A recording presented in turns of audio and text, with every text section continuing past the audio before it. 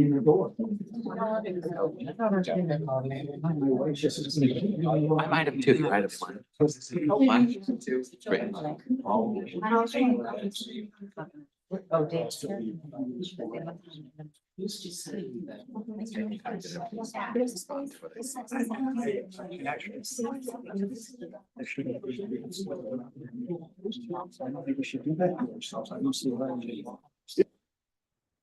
We have Betty and Mike. All right, hello. That's gonna be. Hello.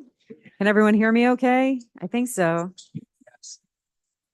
Greetings and welcome to the Chelsea Land Use Committee. My name's Carrie Keenan. Jeffrey LaFrancois and I are co-chairs of this committee, which usually meets monthly, and this is our June meeting. As you all know, MCB4 has adopted a hybrid meeting policy whereby we will meet in person with a remote option. If you'd like more information about the hybrid meeting policy, you can find it on our website. Due to public health best practices and space limitations, we encourage members of the public to join virtually. Committee members attending remotely must leave their cameras on, please. Tonight's meeting is being recorded and is currently live streaming on YouTube. We have a full agenda tonight. We expect a lot of conversation and debate. Please remember that we must all treat each other with respect and decorum. If there are disruptions that affect participation or interrupt meeting business, the meeting will be temporarily adjourned. And lastly, please be cognizant of time as we must leave this space by 9 p.m. The tech cuts off. Sorry, I have my mask on, so that's not going to work. So we have quorum. We have 3 agenda items tonight, followed by just some brief updates if we get to them. The first is an LPC application for a facade modification at 436 West 20th Street.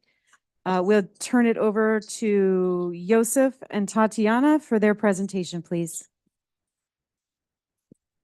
Good evening, everyone. I would like to share the screen with you and to discuss my project.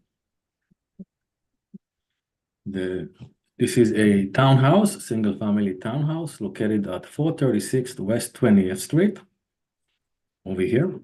And the scope of the work for public hearing and community board is repairing the brickwork facade in the front of the building and restoring the historic building entrance entablature and columns. Now I'm going to walk you through the presentation. This drawing shows the building as is these days. We have front fire escape and rear fire escape, which are approved by landmark at staff level. It is not part of this presentation.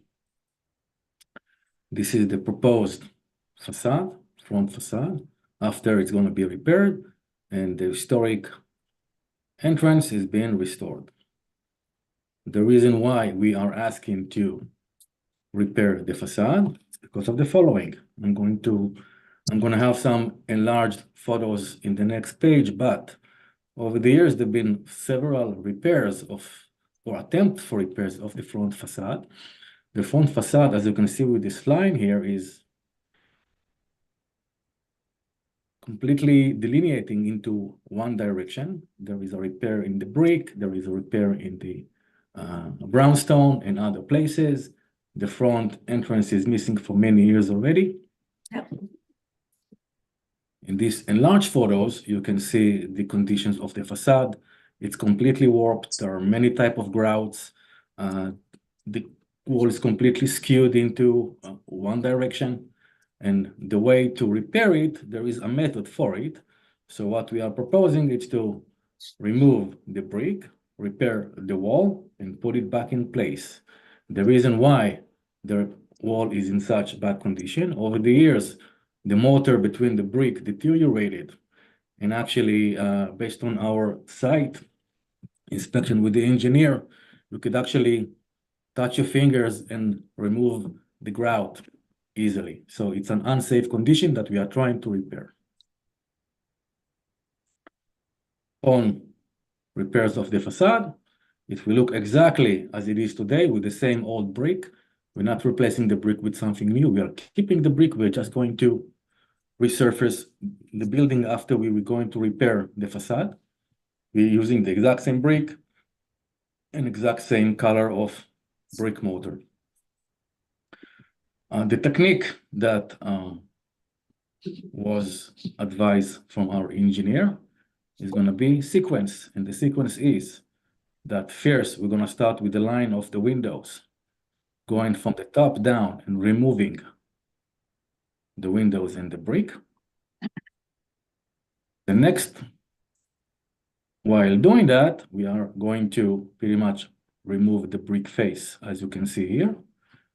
And eventually, what we're going to do is we're going to build a structural reinforcement CMU wall behind and use brick ties to put the old brick back in place, which everything is aligning with fresh mortar, and the building will look as it is today.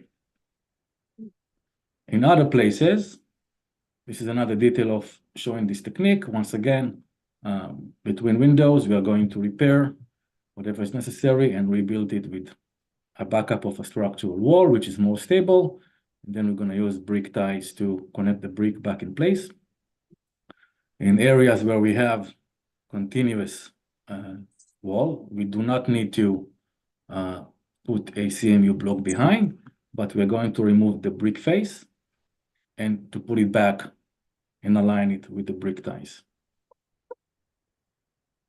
Additionally, I'm showing you here that we are restoring part of the renovation, the entrance.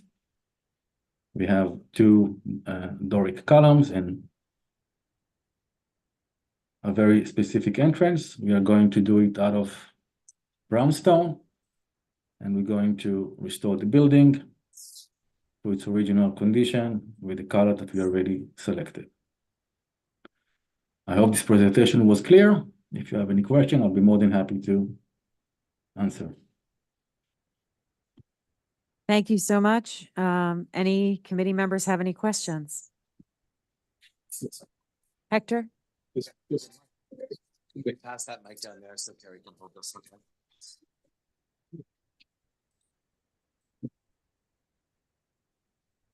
Hi, good evening.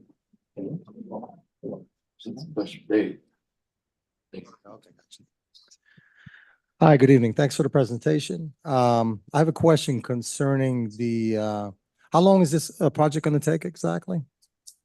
It's currently in construction and we are looking to do it immediately, and I don't think it will take more than a month. More than a month, okay. Is there any special accommodations being made for the nursery school of the Sacred Heart that's nearby? Like noise? Special accommodations, for example. Yeah, well, it's a nursery school and obviously there are children there. Oh, we have scaffolding in a sidewalk bridge, of course, yes. Okay, but have you consulted with them at all? I'm just curious because it is. We will notify them prior to construction. We have a contractor and a super on the job site. And thanks for mentioning that, because we will absolutely make sure that he is aware of the school activity, and we'll make sure that everyone is safe. Absolutely. Okay. All right, I appreciate it. Thank you for taking that into consideration.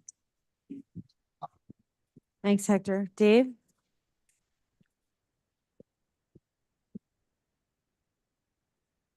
Hi, do you have a plan view that corresponds to the elevation you showed us where the brick in line with the windows is removed and in between the windows is retained, that kind of vertically striped facade?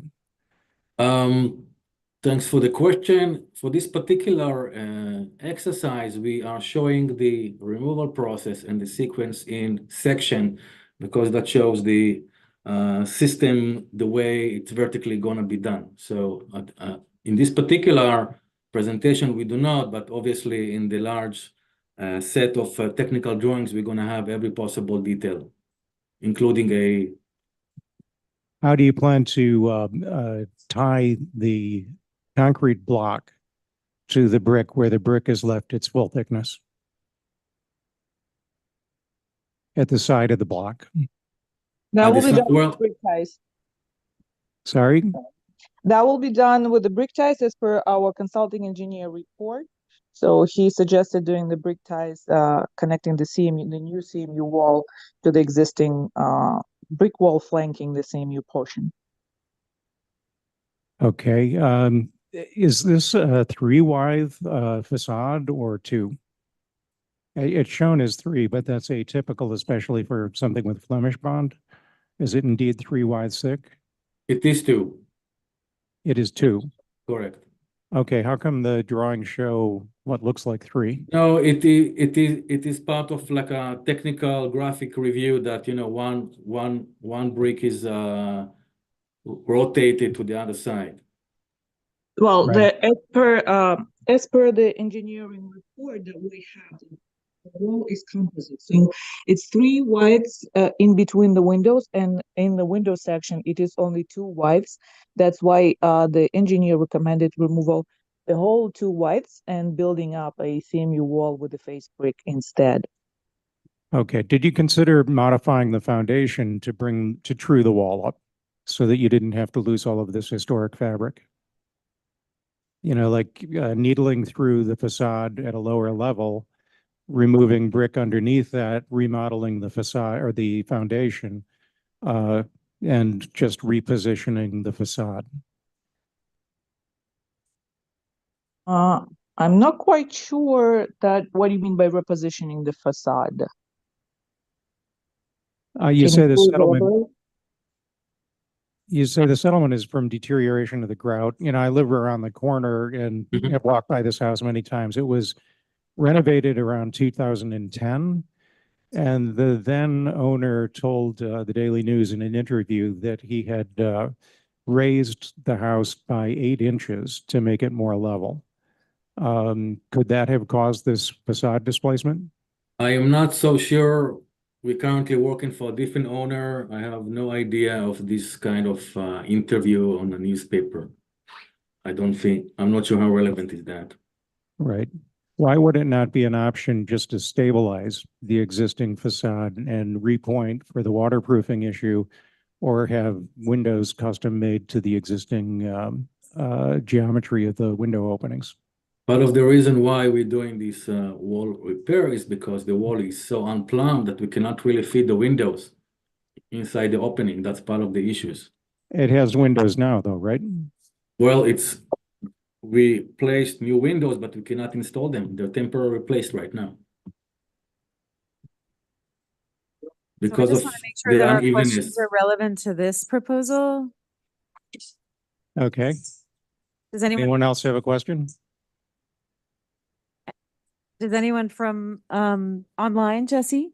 Inga has the question. Oh, sorry, Inga. Okay. So I don't understand the same thing David just asked was you're going to take the brick off, put something on the wall and then put the brick on, but in certain parts you're not putting the underlayer on. So I don't see how it's going to be even. It's going to go in and out in certain sections. So it's going to be different.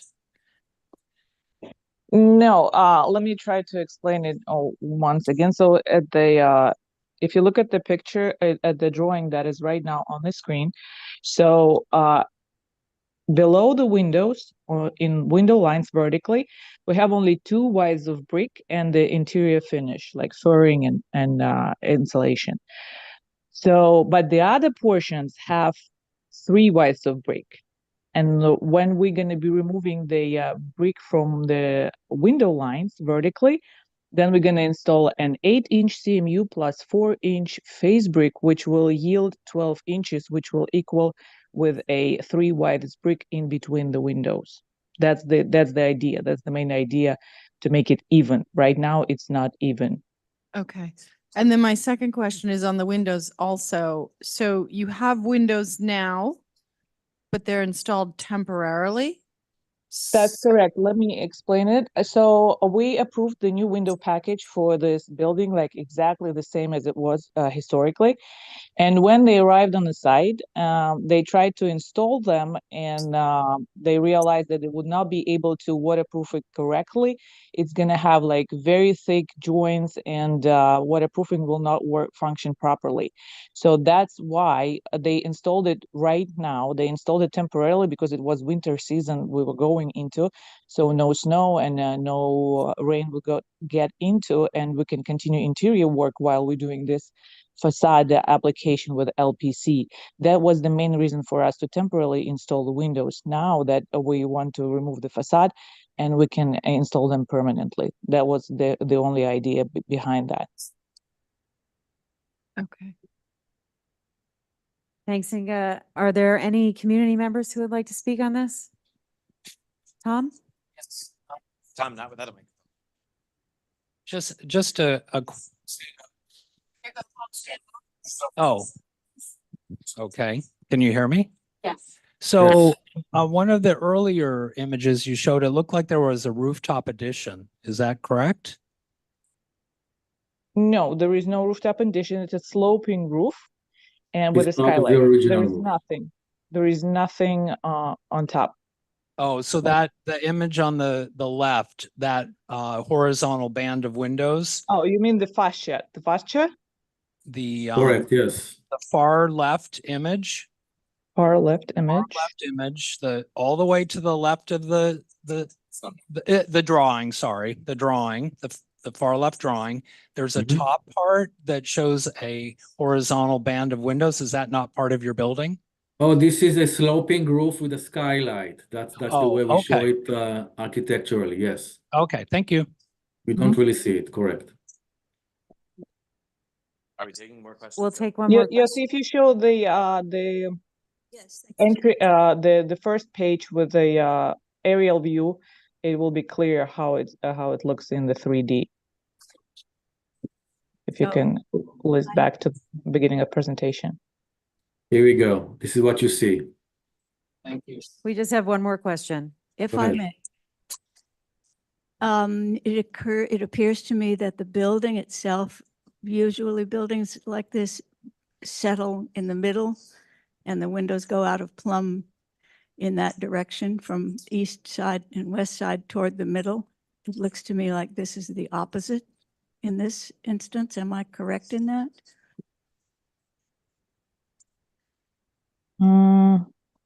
Can you repeat the question? I'm asking whether the building itself has settled toward the center of the building away from the east and west bearing walls, or is it the opposite? Has it stayed solid in the middle and settled east and west?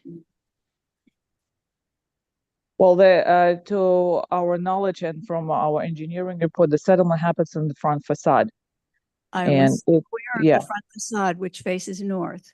I'm asking, has it settled toward the It west? is actually facing and south. toward the east from the center? It's what it looks like in these images. Do we know the answers? I'm I'm just still very not curious. quite, I'm still not quite sure that I understand what you're asking. I'm sorry.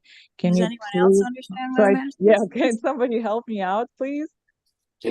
Is the building sinking towards the center? So rear wall of the building, front wall, is it sinking towards the center? Sort of going in, or out on the edges along the facade and the sides of the building, the east-west Well, walls sinking The down? building is not sinking. We're not saying that the building is sinking. You just have a sagging of the front wall. Settling, sagging. So the direction of the sag, is that north-south? So is it sinking sort of convex, concave towards the middle, or on the edges and the outside? Against its neighbors or inward? Maybe, is that why you want to ask the question, Pamela? Maybe it'd be helpful to know why. It's relevant. It's relevant to what has caused the issue to begin with.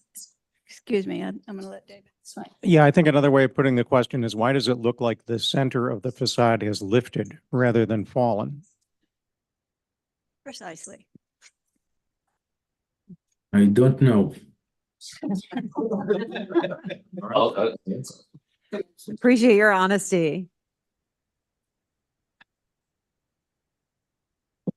Given It's that, because probably, years of repairs and years of, trying to patch all many areas that cause this kind of unevenness in all kind of location. It's not specifically into one, but it's evidence here because of the beam here and the repair here that it's sagging towards the west. I'd like to make a motion, given the fact that every other historic district application that addresses the facades, we often have to fight for new bricks, replacement of bricks, counting how many bricks are going in and out. This seems to be very much what we have supported in the looked for in the past, for an owner to come forward and basically restore the facade to its original fabric. And so therefore, I would recommend we approve this application. All in favor, seconded by Greg. Discussion, please? Okay, discussion on the motion? Yes. Yes. Could I have a microphone, please? Yeah, we have 6 minutes and then we have to move on. Okay, you know, it's a bedrock principle of historic preservation to maintain as much historic fabric as possible. I see no reason why all the historic fabric and all of the bricks in their current rough configuration couldn't be kept. This is what's called a Flemish bond building or facade where several of the bricks are turned so that they lock back into the layer of brick behind. It has a lot of native structural integrity. There are two alternatives other than the one that we're being presented with that would be better. One would be to actually address the settlement issue.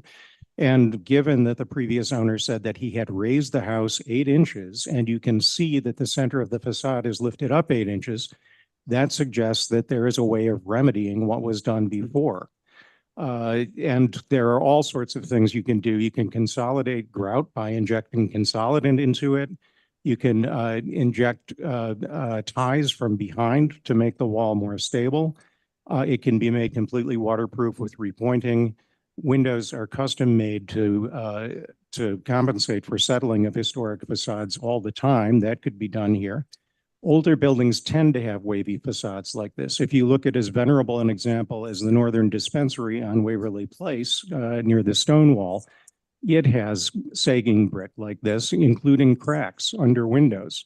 We don't want to end up with something that's going to be an inauthentic facade that looks almost too perfect, like the one that we have at Gansevoort Market at 9th Avenue and 14th Street, where it looks like Disneyland. I would strongly oppose the motion and make a counter proposal calling for the Landmarks Commission to either support addressing the foundation or simply preserving the facade in place as it stands. Okay, thanks, Dave. I think we have a motion, so we'll vote on the original motion. All those in favor? Aye.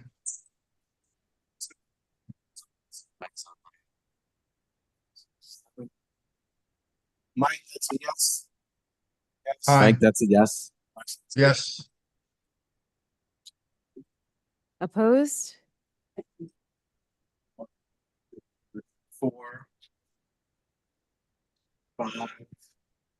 Betty, you opposed? Betty, are you opposed or in favor? She's on mute. You're on mute. Sorry, in favor. Okay, so 4. Yes. Yep. Betty, I just want to clarify that you are voting in favor of the motion to Yeah. approve. Yes. Okay. That was 1, 2, 3, 4 plus 5 of variance. That's 9, 5. Anyone abstaining?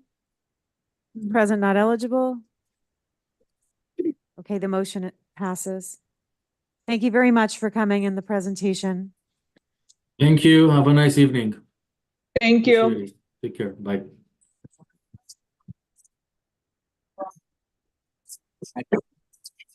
Hi, everybody. Carrie and I are playing ping pong this evening. Happy Monday. Item 2 on our agenda. Last month, we heard from the Department of City Planning and had a preliminary discussion with the city. Sorry, I just need my notes. As long as I know. Thank you. Allow me to find my tabs. Okay. As you recall, last month, 2 reps were here from the Department of City Planning to talk about the citywide text amendment, ULURP, working its way through the Department of City Planning regarding the mayor's initiative, City of Yes on housing opportunity. This is working its way through our community board. series of questions was sent to the Department of City Planning very recently, and we only just got answers back to those questions today. It was very quick that they turned those around, and they were pretty robust answers just on the questions that we proposed. So in our effort to continue this conversation and making sure that we're getting information to the Housing Committee, to Clinton Hell's Kitchen Land Use, and on to exec for us to pass a letter at the late July full board meeting, we are having another discussion here tonight to talk about and make some recommendations for this citywide text amendment. We circulated on Friday a sort of a framework for committee members to think about how we might approach this, given the city's premise, and then how we would think about that in our own neighborhood. So the point of this evening is to talk about this, come up with some recommendations. We shared with you all some questions that we might want to pose an answer to from both a macro and a micro perspective.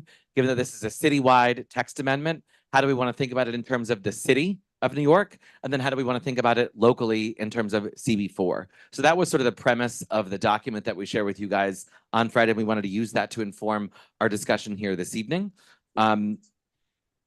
From here, we'll take this, we'll share it with our colleagues on housing.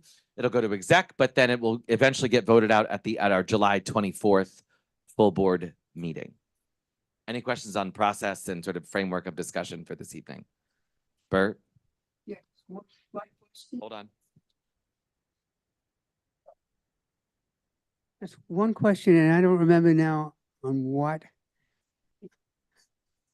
material I read this, but it specifically said that we, Community Board 4, would not make any statement about parts of the proposal on the housing part that affects neighborhoods like Jackson Heights or Bayside or Eastchester, that only we would make comments about what happens in Community Board 4. Well, we're having a discussion tonight, and we get to inform what the Chelsea Land Use Committee wants to do.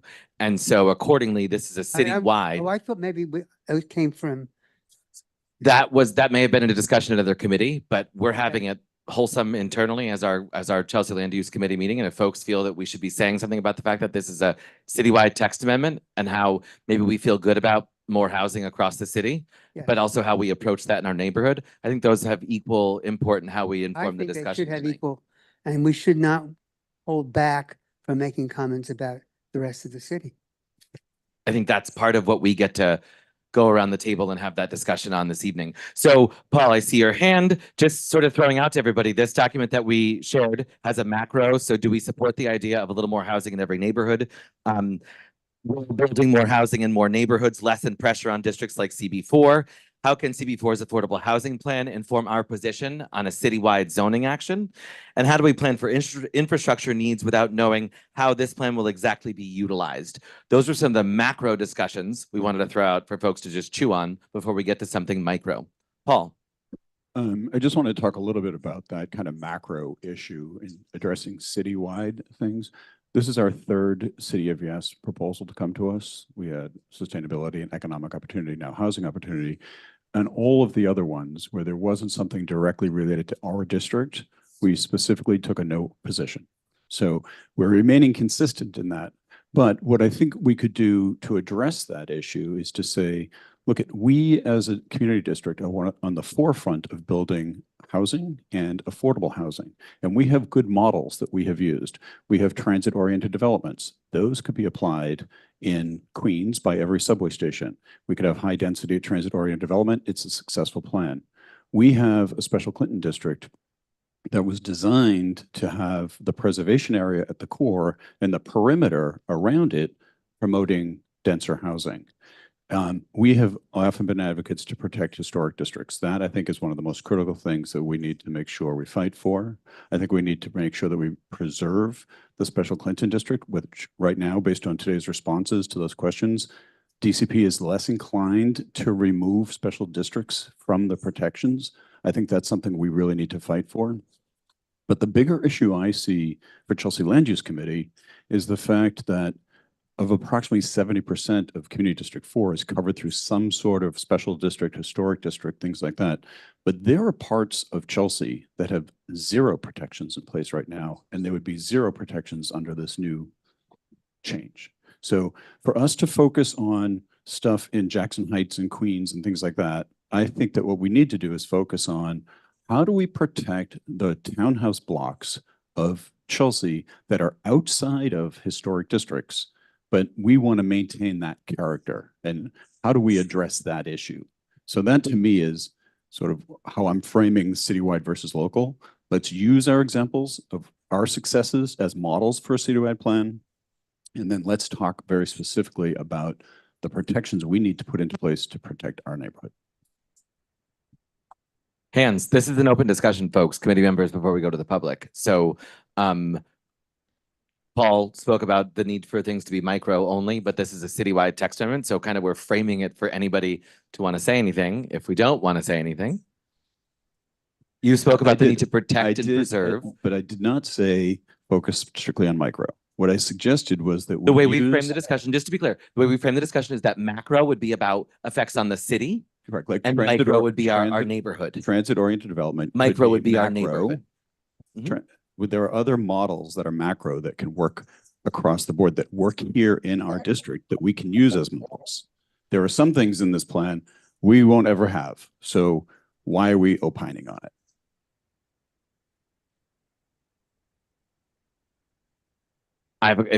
If the hands aren't going to go up, I'll ask some questions to see if we can elicit some responses. Talking about macro just from. Yeah, we're moving through the two segments of the sort of discussion in that way. Okay. Bert, was that a hand?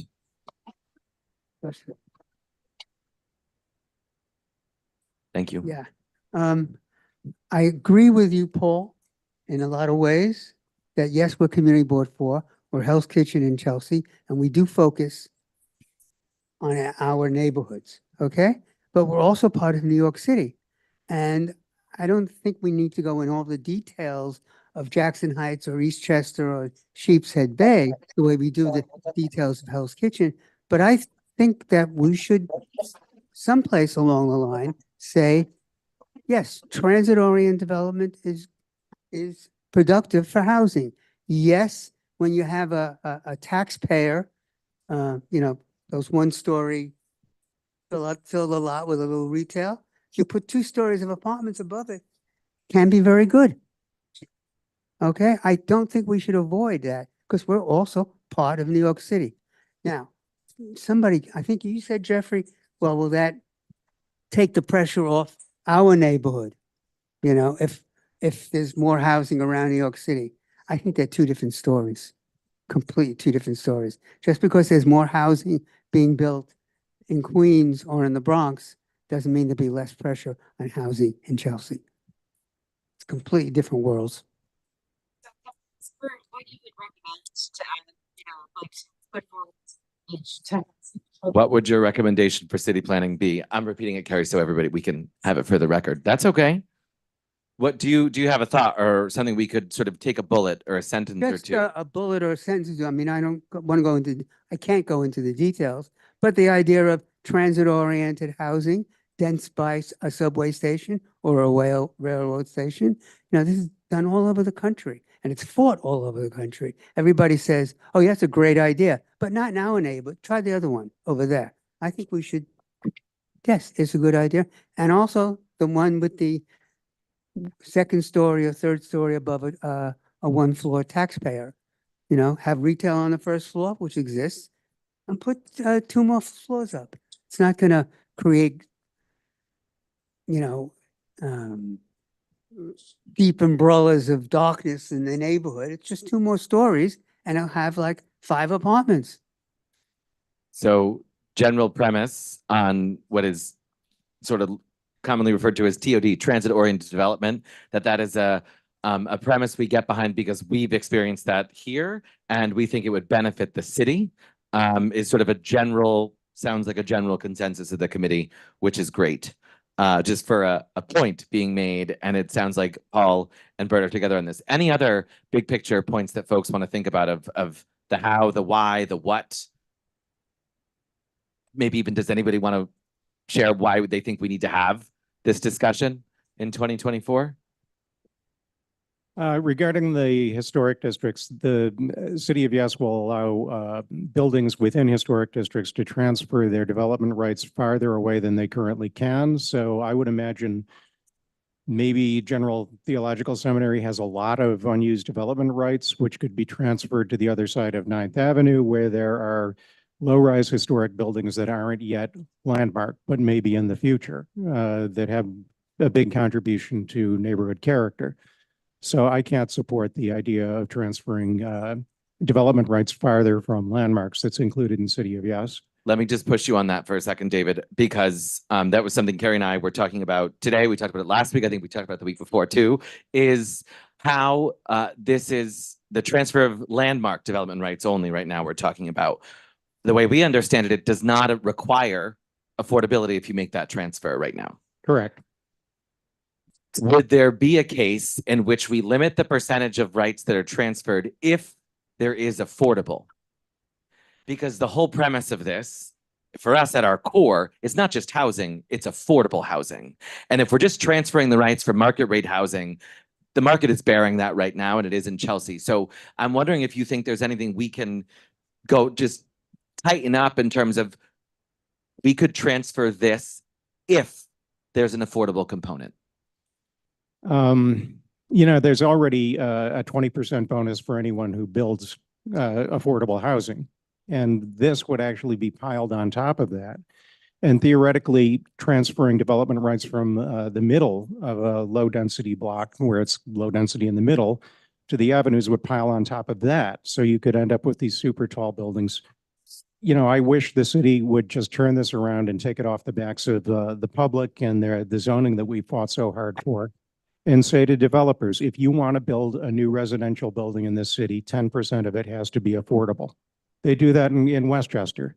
Instead, the city is catering to the real estate industry and saying to us, look, your hard-fought zoning has to give. I mean, could we send a message like that?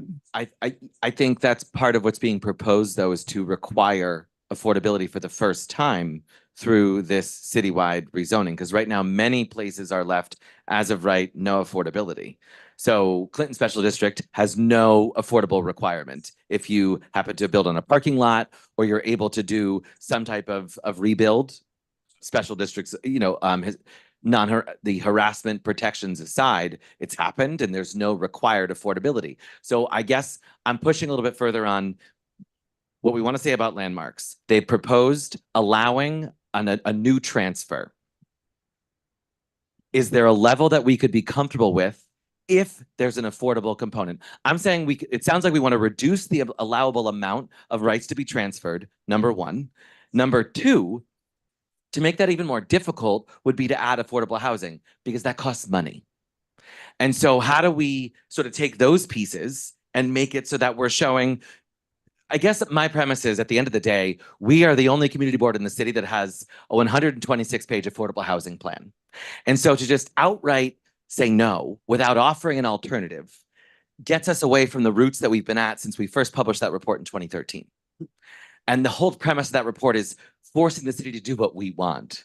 And so if we think about this in the landmarks sort of perspective, is it 20% with 20% affordability of the available rights to be transferred? I guess how do we keep ourselves in a place where the city's actually going to consider this, as opposed to just sort of going one more no on the pile? You know, I don't like taking a defeatist attitude. And I think this whole Fair enough. City of Yes on housing is just monstrous.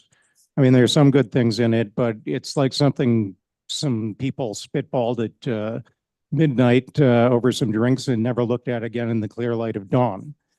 I think we need to push back. I mean, it says in here, we had asked a question in our previous letter, noting that Chelsea had provided over 12,000 units of new housing between 2010 and 23, significantly more than most districts citywide.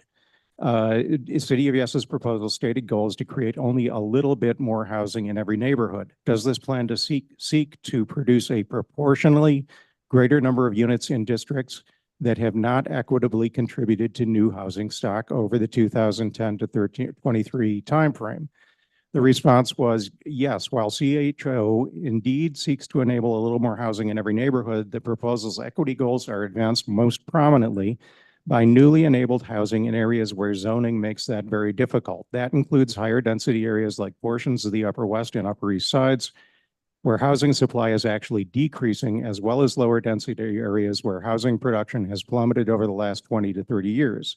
These are high demand areas where developers will build if given the chance. And they talk also about building near where jobs are. That doesn't take into account the loss of office jobs in Midtown.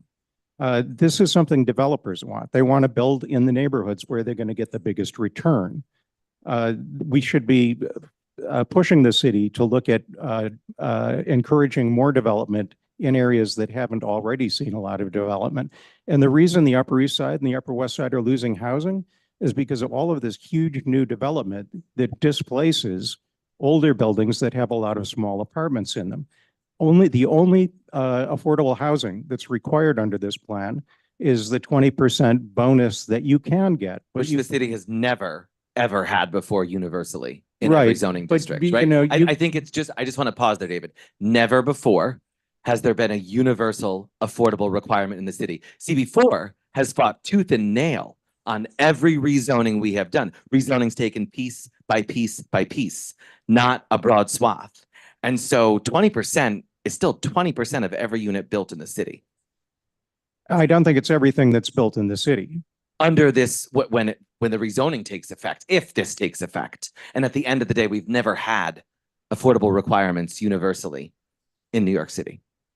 You might be able to build these with the bonus wherever you want in the city, but you know, you'd also be able to build on open space that you currently can't build on with, you know, reduced dimensions between buildings. And Sure, my that's under the understanding campus is that you don't plans. need to include any affordable in that. Some of it does not, however, because it's ground up. Any bonus factor that you're going to go above the base FAR requires affordability. That's never happened before. We fought like that for transit. We fought for that for transit developments. We've had it required in other rezonings in our neighborhood before. It's never been universal. But David, I want to go back to your premise. If we're going to make a recommendation on landmarks, is your idea that we want to say no transfer, no nothing, don't touch them? It is. You know, I think that if it really destroys the character of a historic area, I don't get a lot of consolation from the fact that we're getting 20% affordable housing when the city has nearly 2 billion square feet of area zoned residential that's completely undeveloped. Okay. So just then to go back to the mid-block buildings and the transferable rights from mid-block to the avenues. Do you feel the same way about that? Because I would also I also think we should be attaching affordability to every square foot that, is available to people. Like, I agree with you. We shouldn't be giving people compounded 20% and no affordability. David had said we should object entirely to their landmarks transfer regardless of affordability. Two separate things. Okay. So Carrie, So for the how did transfer, that would anyone feel about that? straw poll on, do we want to outright reject like any landmarks protections, or should we come up with sort of a recommendation that couches our idea based on the importance of preservation, but we also recognize if there's affordable housing on the table, that should be considered.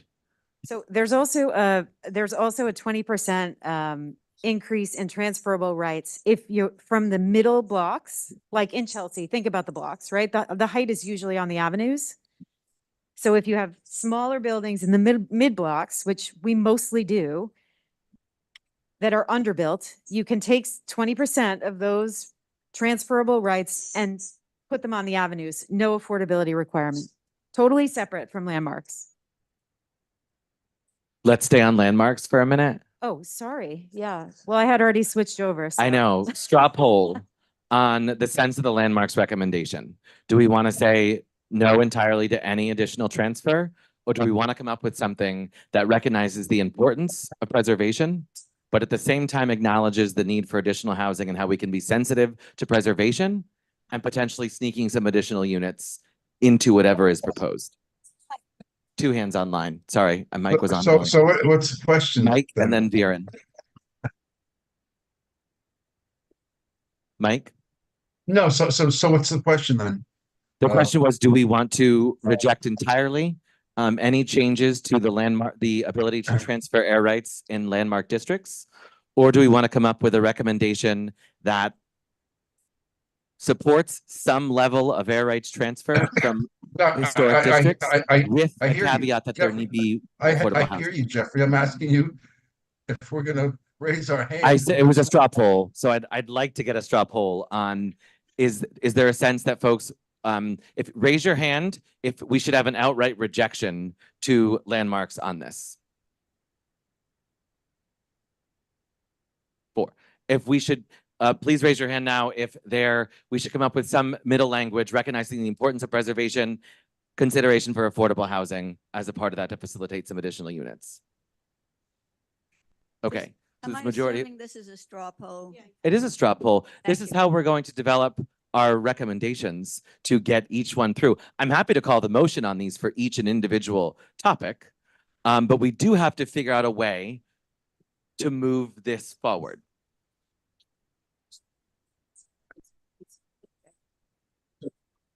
We have to make this recommendation to the housing committee as well as exec and others. And so this is how we're going to sort of work through proposals in particular that folks want to sort of unleash. Again, it's why we circulated that information for people to come with ideas.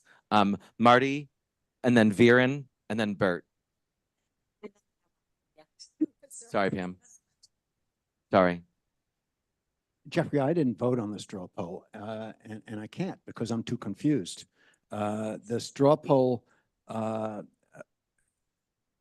your side of the straw poll assumes a set of recommendations. I didn't vote either, Dr. DeCat. Well, then we're working together. Your side of the straw poll that you didn't vote for offers a set of wording that I don't know what it is yet. And depending on that set of wording, if it sucks, I'm not saying that it would, but if it sucks, I'm with David. So I find this whole thing, I still need more information. I'm confused about line 137 in this document that you sent out today. It spits out the 20% affordability number. I thought we had on the over the years arrived safely at a 30% number. Why are we using the 20% number? I mean, this is the time to go for even more. Is it not? Not for less. So the wording that you come up with, height limits, so you don't have the spikes that David was talking about. There's a whole list of stuff, height limits, the amount that can be transferred, the required affordability. I need to see that before I can vote for it. Agree. And two things there on the sort of latter part, line 137 over circular today. That was our 20% affordable support for conversions on buildings going from office to resi. We are on record for the zoning that the rezoning that happened earlier this year, supporting the 20% affordability on office to residential conversion. We've been in the 30% rate ask for a long time. Separate from that, I agree with you. We need language on it. We're working our way towards that. I'm trying to keep moving the needle here. Just not needle, but just the conversation, because we still have to come up with what we want to say and share that with our colleagues as well. I would say that conversion thing should be 30% also, frankly. Thank you. Gonna go to Viren and then Pam. Yeah, I actually agree with Marty. I think the language that you come up with has to be very precise. And I'm just going to suggest I'm actually for higher percentage of affordability, but I think you may want to sort of diversify depending on what gets transferred and where. So maybe you want to come up with a range. So if you want to make it 20 to 30%, depending on the scale and size of what is being transferred and where is it going to be transferred. So some sort of more finely nuanced language will be required, because right now we just in principle agreeing to this or that versus the details, which would make this much more compelling, because we really want to increase affordable housing, but at the same time, how? I think that's the question that I'm not proposing any language yet, but I think we should come up with more precise language of how the transfer is going to take place, where, and what would be the range of affordability. Whether it's 20% or up to 30% would depend on the sort of whatever the contextual sort of parameters might be. I think that is an excellent point, and it's part of the reason we're doing this exercise of sort of getting through some big picture items so that we can get to consensus on those and then drill down on the details. Pamela. So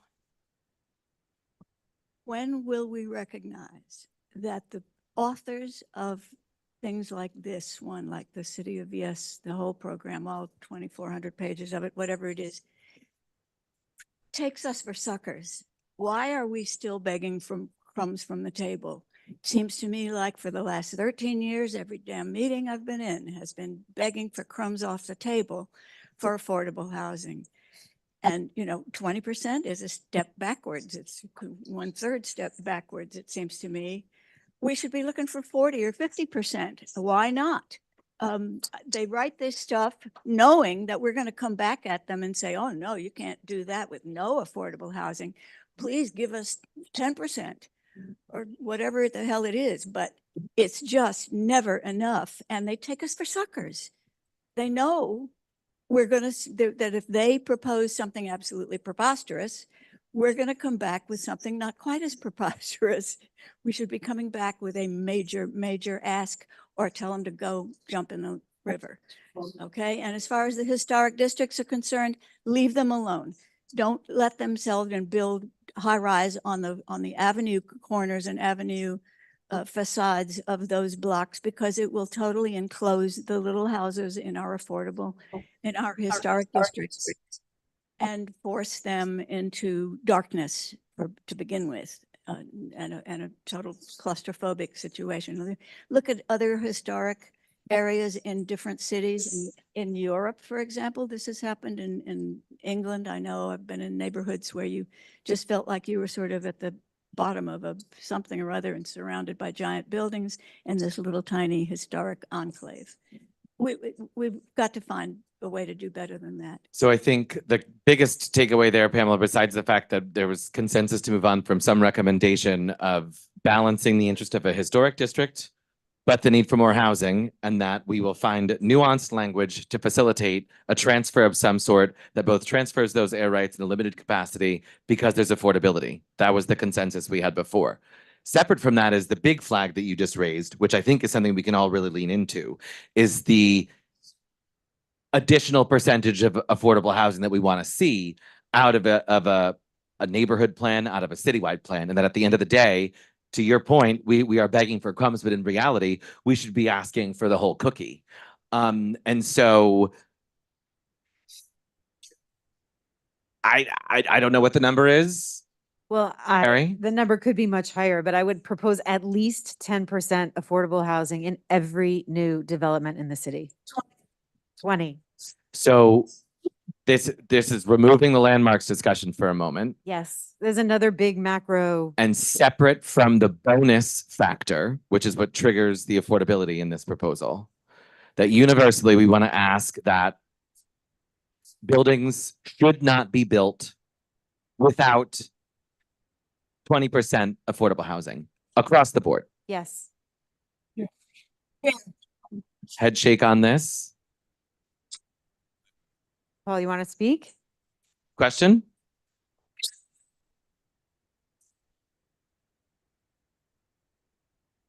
I mean, that's pie in the sky and that's lovely. And we can put that forward. It's not realistic.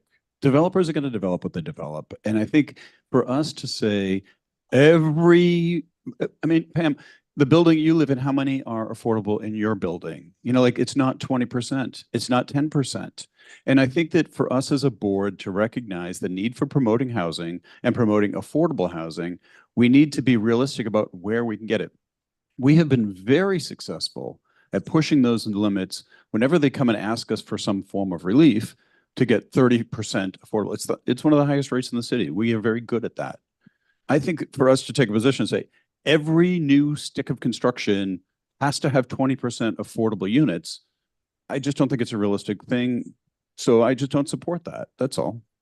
But if others do, they can do that. I just don't think it's realistic. Appreciate that. Thanks, Paul. Was Bert, your hand was, I thought Mike was up. Bert, did I just see your hand? Yeah. I would certainly be for 30%, but the way we've gotten 30% in the past in buildings is there's tax incentives. It's not just, oh, you have to have 30% or you have to have 20%. There are tax incentives. There's something, okay, we're going to give you this, but you're going to give us that. And there's a difference between a building that's 80-20 and a building that's 70-30. Difference in terms of taxes and how long the tax deferments last. So we can't just say every building without giving something to have that building happen. On what she said, 10% building with taxes. So I think that the state just enacted 45W, 45X, I think it is, X, right? Thank you. That is a state incentive that now allows that to happen again with the expiration of 421A, which is a good thing. That's on the books. That's not forever is the problem. Zoning is forever until it's changed. Tax incentives can expire in a way that zoning cannot. So that's, I think we could definitely note the fact that we continue to support state subsidy to build affordable housing, and that should be a driving force behind what the city is considering citywide and in our neighborhood. I think we continue to be one of the biggest neighborhoods that has 421A housing from that 20-year tax subsidy, tax abatement. But I want to sort of keep this moving. I know everybody's impatient, but this is a really big item, folks. So I'm going to beg your indulgence. This is the Chelsea Land Use Committee. We've got this on our agenda. It is one of our final times to talk about it, and it's a citywide action that's going to deeply affect our neighborhood and the entire city. So it's something we are going to take really seriously, much like we will dedicate the same amount of time or potentially more to the next item on the agenda. So broad consensus that maybe we don't throw a number in it, but should affordable housing be required in developments across the city? And we don't throw a number in it. How does that sound? This sounds in keeping with the fact that we have an affordable housing plan. Okay. Listen, I'm trying to move it forward. So let's go. We have high level support. Wait, sorry about the mid-block. Yes, sorry, to your mid-block point before. Go ahead. Oh, do I have to say it again? Yes, please do. Let's talk about that for a minute. Okay, so there you can, if you live in mid-block in Chelsea, you can transfer your underbuilt air rights to the avenues. 20%. That's what City of House says. So that's another 20% with no requirement for affordability. So it's same as landmarks issue. Same issue as In a non-historic district. in a non-historic or historic district. In a non-historic district. No, Joe, what? No, the only, sorry. Take Mike, Joe. Yeah.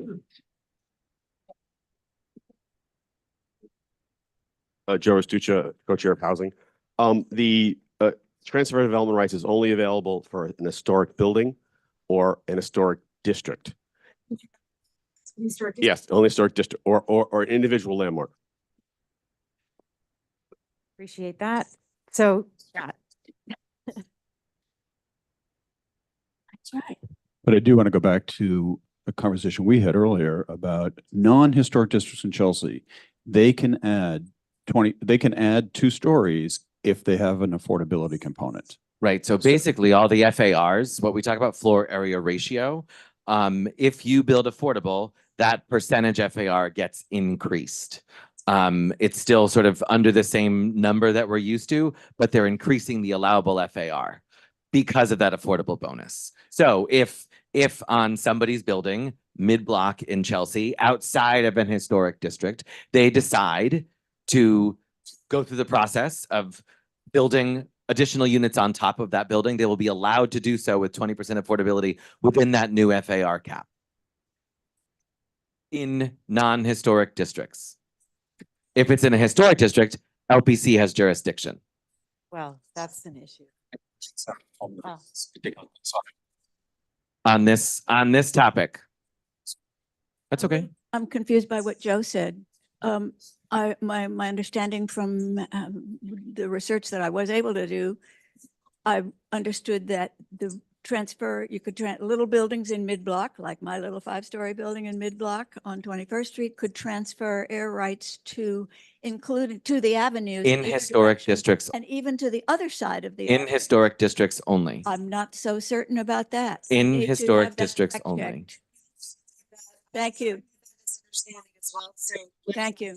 Okay. Greg, you had a hand. Yeah.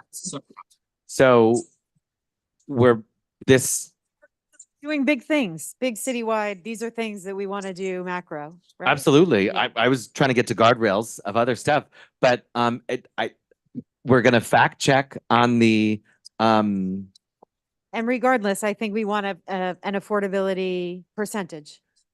absolutely. Yeah. So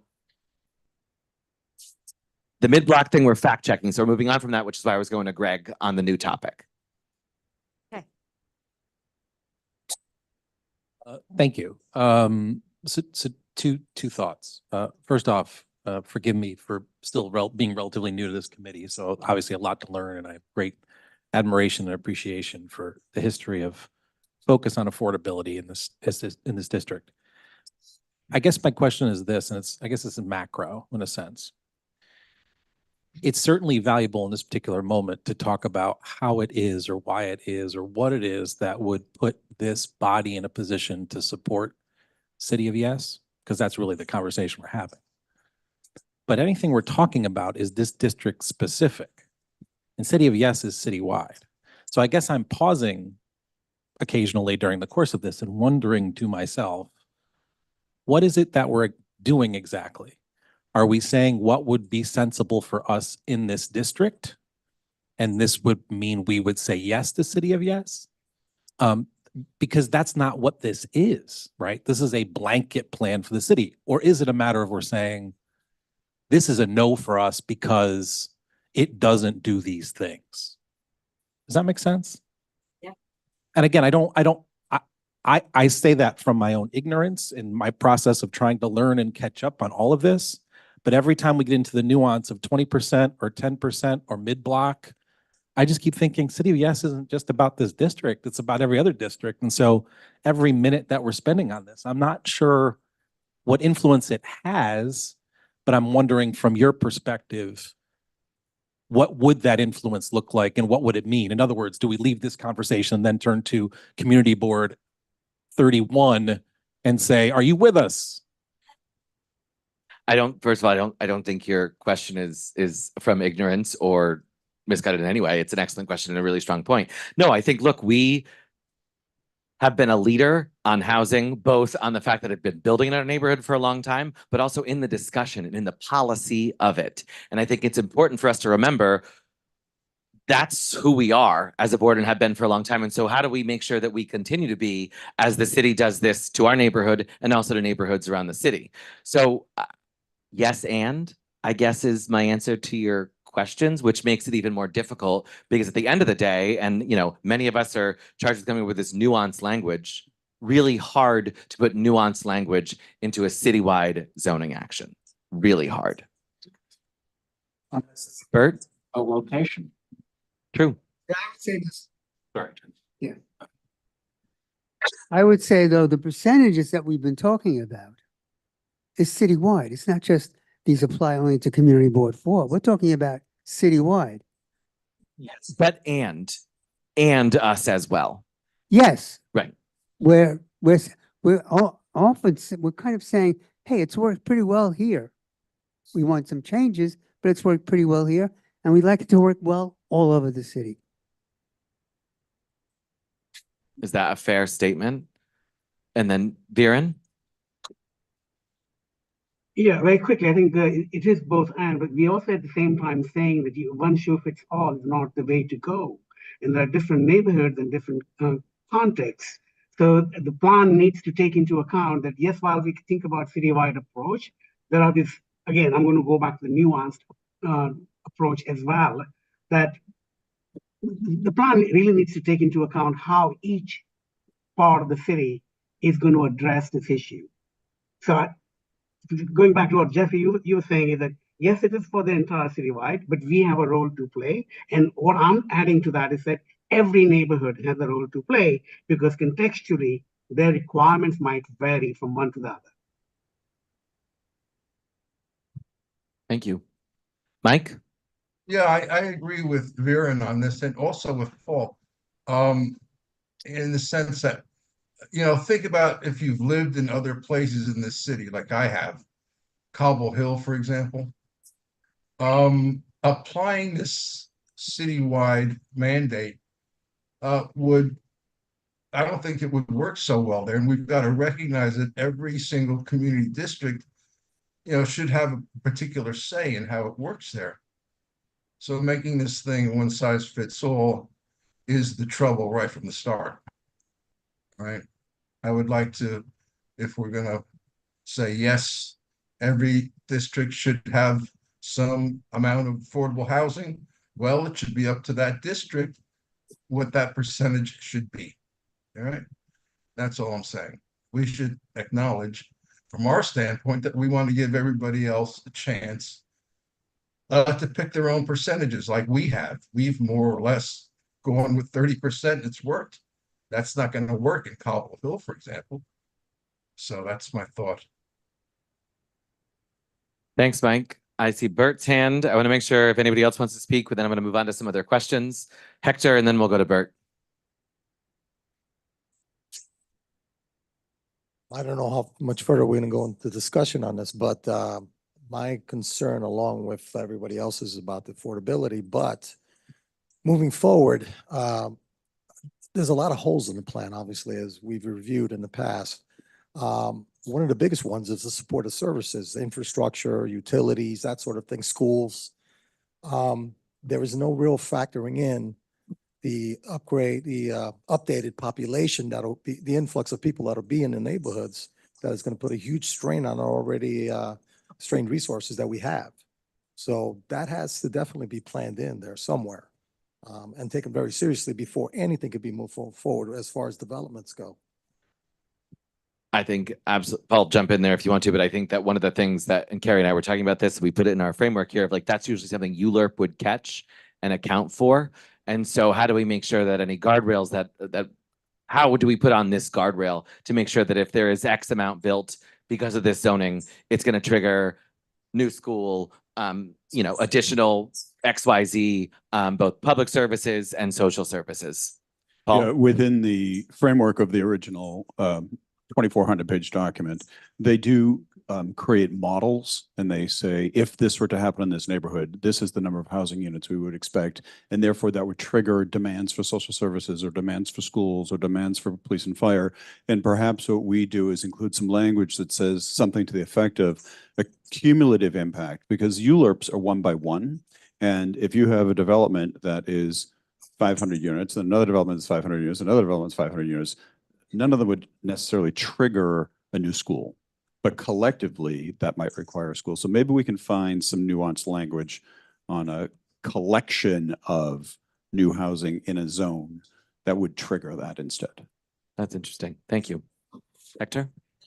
Yeah, just one more thing on this. I really truly believe we need to be preemptive on this, because for us to depend on the developers to put or the city to come up with the money for these new resources like schools, I believe we'll be waiting a very long time on some of these projects to go through. So honestly, before anything goes forward, they should actually set aside some funds for this to make sure that the money's there and the thing's ready to roll when the uptick in the population hits the neighborhoods.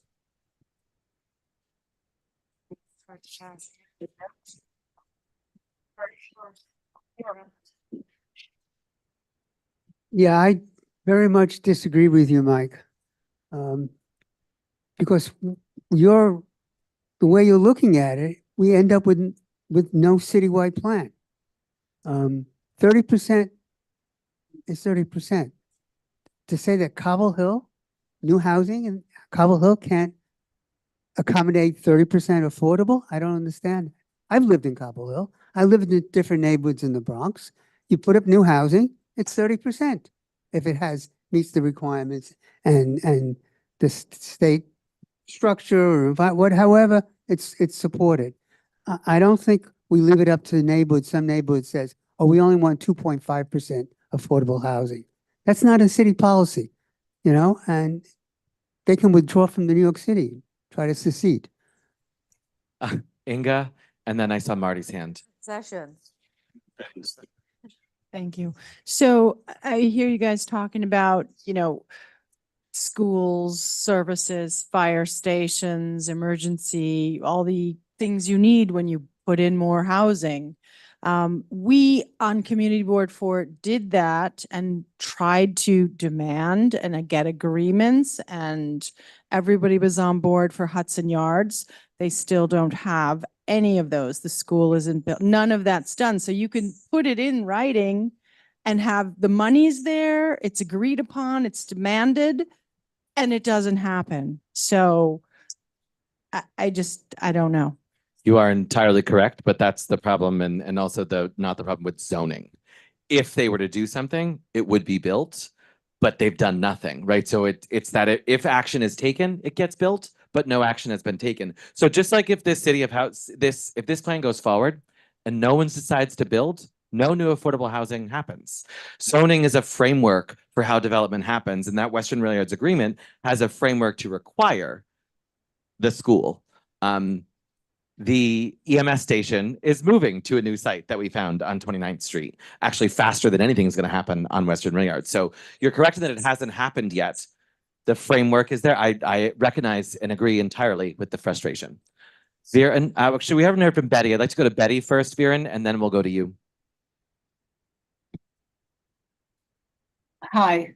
The more I think about it and listen to the discussion, I'd like us to consider having a position that in Community District 4, our position is blah, blah, blah, blah.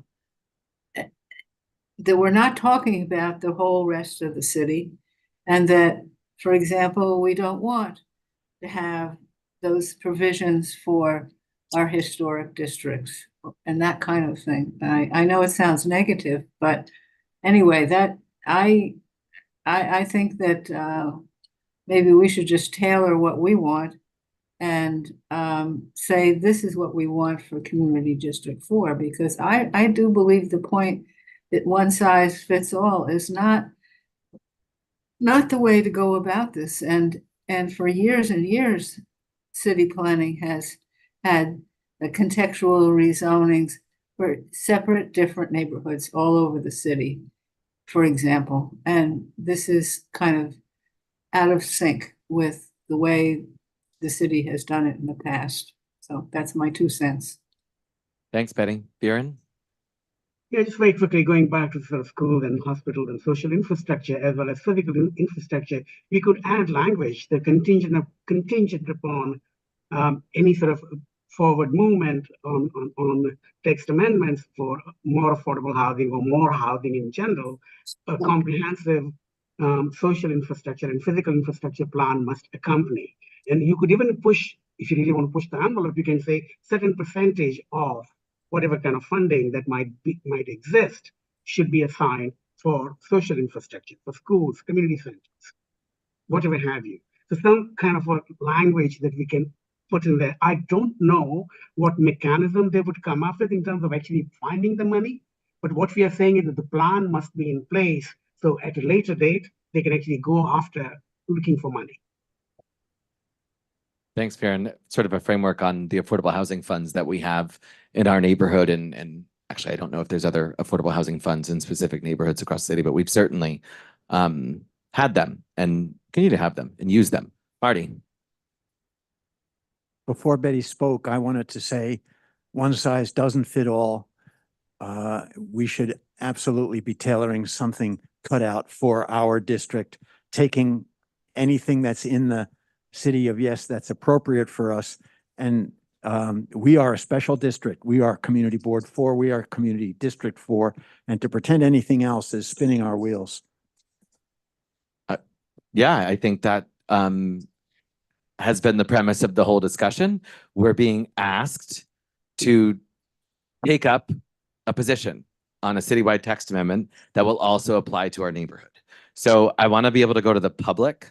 Is there anything new to add from the Jeffrey, committee taking a position on a citywide, that applies to our neighborhood? And so therefore our position will be on our neighborhood. and disregarding everything else. I mean, we need to be saying that our neighborhood is cut out of this thing. So I guess I'm wondering, again, this whole macro micro thing, I think straw poll, do people support the idea of more affordable housing across the 5 boroughs in the city? Yes. Is that a general thing to get behind? I hear interesting commentary from my colleague who I think is clamoring to be at the microphone. And so premise that we can start with that, like, we as a board, we generally support more affordable housing in our neighborhood. We have a plan that calls for it, 30,000 units, and across the city. Basic framework. There's a whole bunch of problems and issues with how this citywide text amendment would approach our neighborhood. And that's where divisions begin to happen. Landmarks transfers, removal of protections from special districts, tweaks to how FAR is considered. Those are things we can come up with to make recommendations that are workable and not just an outright no because. And I think that would be the way that Carrie and I have been trying to think about this, is how do we come up with a yes and yes to more housing? However, there's issues with how that would be applied in our district, and here's what they are. Is that something that sort of settles? Biren? Just very quickly, I think you might follow, you may specify for our district, but at the same time, there's a sort of much more potent argument to be made that it would stand true for other places in the city as well. So what I'm saying is you say yes to our situation, but at the same time, similar situations with differing ways would be applicable to other community boards as well. That's fair. Anybody else in the room? Greg, I saw your hand kind of go up a little bit, maybe. So yes to more affordable housing. Okay, buy that. That's the city of yes construct, but it's a no to the city of yes construct because of its implication, the way it's currently constructed on this district. So the follow-up asterisk is to say, but if you were to make these changes, or you were able to make these amendments, we could then see how it is that that would satisfy our larger vision of more affordable housing, meeting the needs of this district, which we think would be beneficial for the city. And also we would have to recognize that what we would want for this district may not apply successfully or effectively to other districts. We would encourage them to take on what this district has done in strategizing what affordable housing looks like and has succeeded in putting forward over time. Okay. Marty? And then we're going to go to the public so we can move on to our next item too. I don't I know really everybody's care how, excited about. I do care how the city functions as a whole, but in thinking about affordable housing in our district, I don't care how it applies to the rest of the city. I do care how it applies to our city. And I don't think the wording that we construct should worry about how what we want for our district fits in District 59. But there are other districts that have, landmark district, Microphone, special Madam district. Chair. So I think what we say can be applicable. Bert, was that a final hand? And then I'm going to say something that is not Jeffrey LaFrancois speaking, but why the city is taking on this citywide action. I just want to express my frustration in some part of the conversation here, because to say, Marty, that we're only interested in our district and who the fuck cares what goes on someplace else in New York City is what you're saying. And I'm sorry, we're being delete. And to me, I'm a New Yorker in addition to being somebody who lives in Chelsea. I was born in Brooklyn, raised in the Bronx. I'm a New Yorker. I'm all over the city. I didn't say anything. So We'll pause this discussion. Mr. Ritucci, did you want to say something? Joe's a member of the board. So as you first, said, co-chair of housing. I'm a little bit confused to the committee members in Chelsea because housing has developed a framework, which I had asked for it to be distributed to the Chelsea land use and to the Clinton Hell's Kitchen land use. And we're on our 6th version of that. And it has specifically out of Clinton Hell's Kitchen was very specific. They wanted this response to be no unless. And the second thing that housing decided is that we would not opine on specific zoning changes that did not affect our district because we had no ability to say, should the rear yard requirement or the side yard requirement for 2-story or 3-story houses in Brooklyn. We, however, would opine on citywide changes that affect our district. So supportive housing changes, the idea of doing, you can have something, the dwelling unit factor, you could have buildings of all studios. We were very specific on anything that affected our district, we would opine. That document exists. Jesse, could I ask you to please put it in this committee's Dropbox? Because it is? It's there. It's there. It's been there. So that document is extremely specific. And the general feeling of 2 committees are the board's position should be no unless, here's a bunch of changes that we recommend. And the second part is that there are other items that are very good housing policy, but that we would not opine on because they don't affect our district. Inga, you should know that at Hudson Yards, the commitments have been kept. A new school was built on 44th Street. There are housing that has been preserved, Section 8 housing here on West 30th Street, on West 29th Street. All of these things, not the Western Rail Yards entirely, but even some of the Western Rail Yards agreements have been kept. And one of the things I'll also ask for Jesse to put in our Dropbox is the number of commitments that have been made, and we've tracked that development of housing or other commitments. That has happened across the board.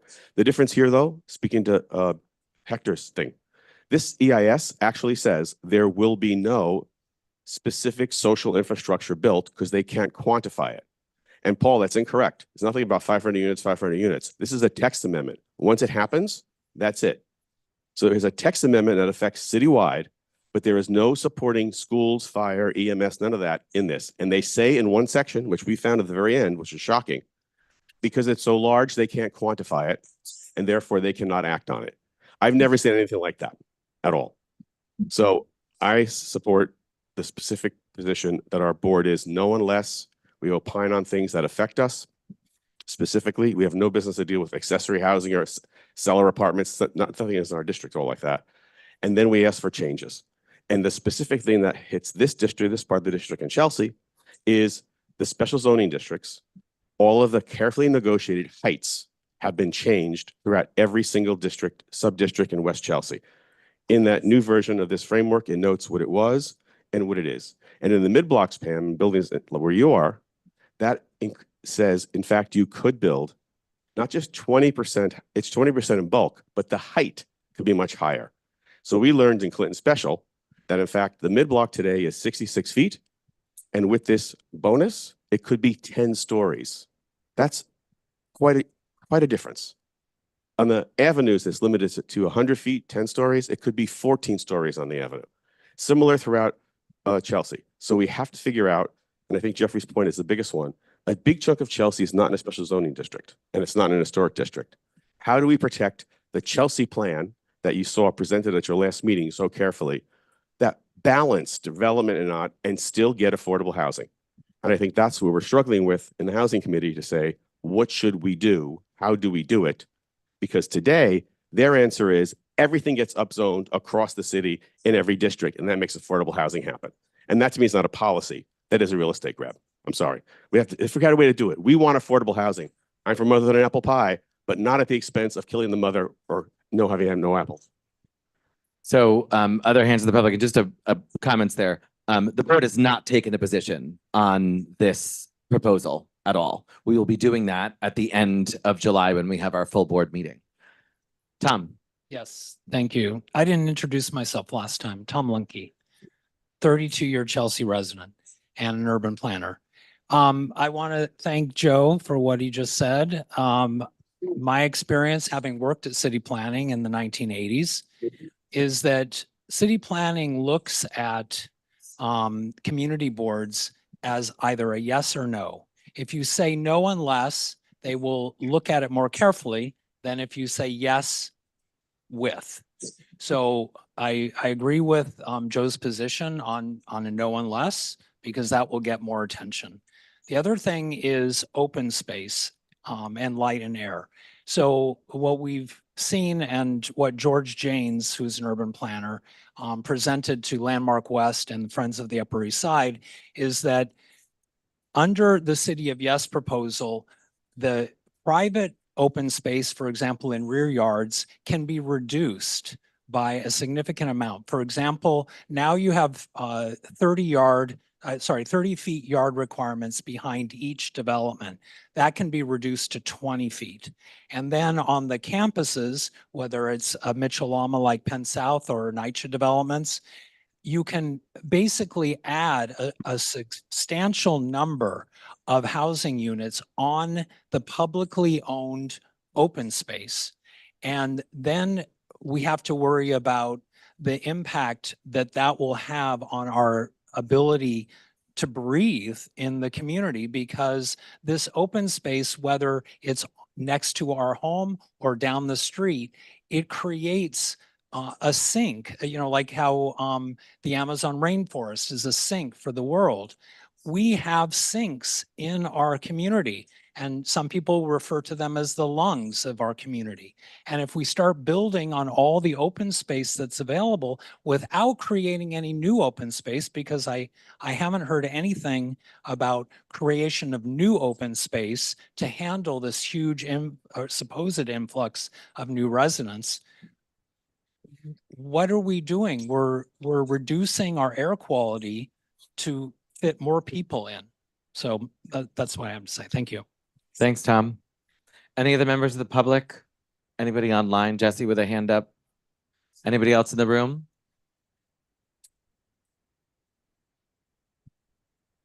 Just introduce yourself, please. Yeah, hi, my name is Lydia Andre. I'm a resident of the 300 block of West 20th Street.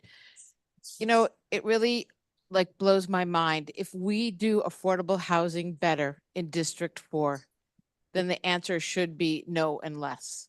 Why are we turning over something that this committee and others in the community have worked so hard to do right to a citywide plan that leaves out all the important things Joe mentioned? I don't understand. And I think if you talk to all your constituents, they wouldn't understand either. Thanks.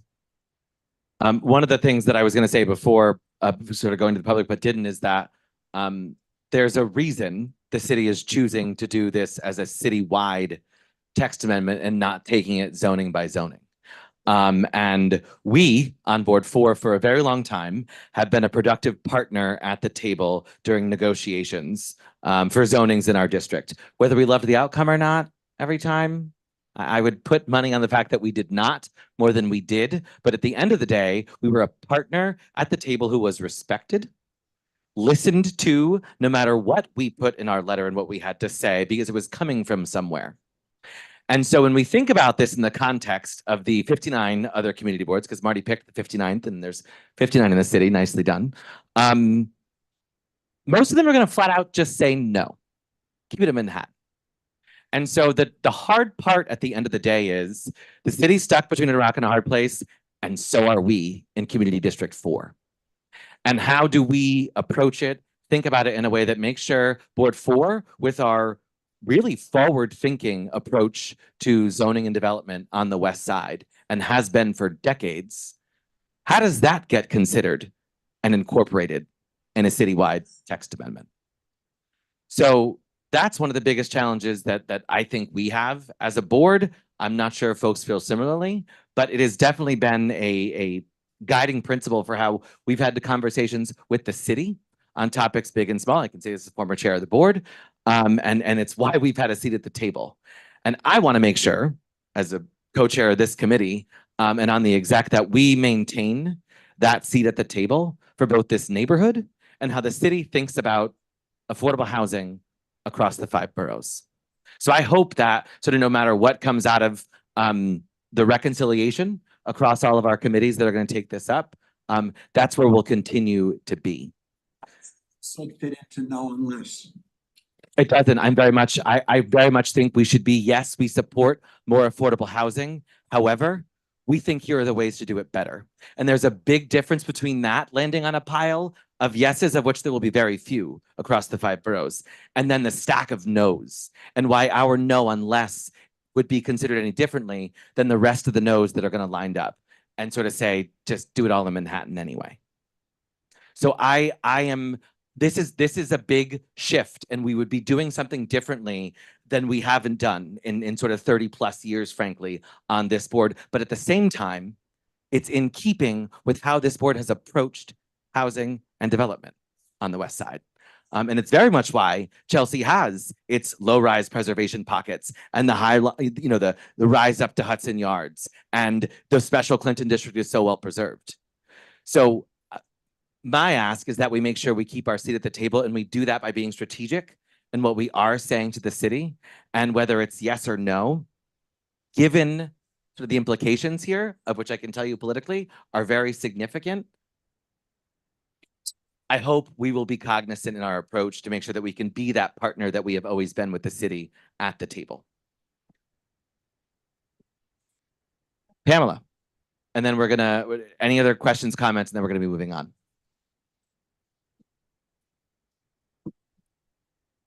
Are you suggesting that if we said no unless, we would lose our seat at the table? You've said that at least twice. I wouldn't be surprised if our peg reduces on the sort of approach to development spectrum as it relates to who to consider when there's an idea to be talked about with people. I think if we were able to take a grassroots poll of the residents of Chelsea right now, there would be a roaring no unless, and maybe just a no, but a no unless for sure. Those are our constituents, and we should be thinking about the people in this community because we are a community board. Exactly. Paul? Oh, next item. Oh, thank you. Everybody has voice. That's why we're here. We also have elected officials who actually, those are the constituents at the end of the day. Carrie, you're up. Okay. That was a great discussion. Yeah. Now for Thank you, everybody. And just FYI, to be continued, because we're not voting on this until July 24th.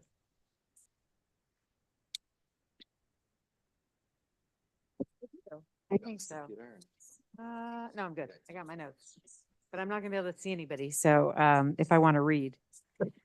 So the third item on the agenda is the clue framework for the NYCHA discussion. As we know, we're coming up on a year almost of public discussion regarding changes to the NYCHA campuses in Chelsea. And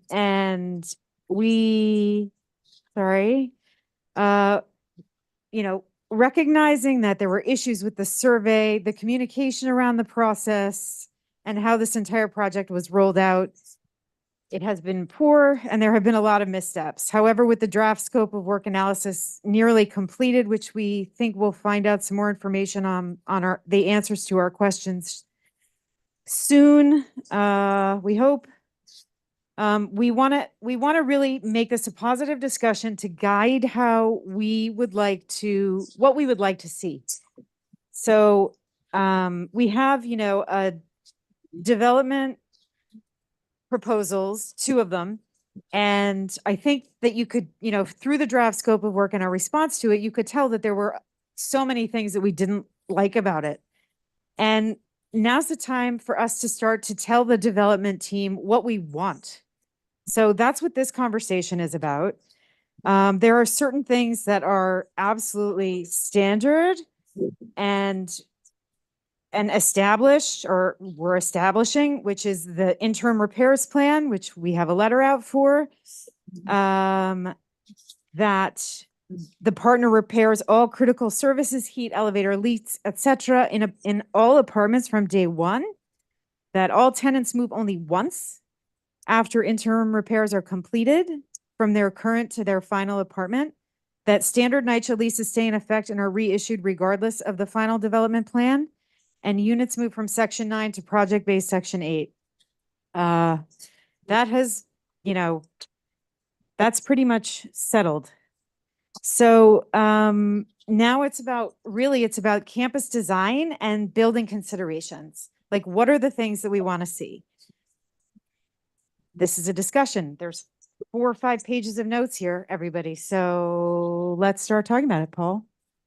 I'm happy to start, and we can just pass the mic down. I think everybody has something to say about this. Great. In tackling this agenda of saying, like, what do we want? My first thing is that we are the Chelsea Land Use Committee. And so I think we need to focus in on what the rezoning request is. David did a very excellent presentation at the last meeting about what it would mean to upzone.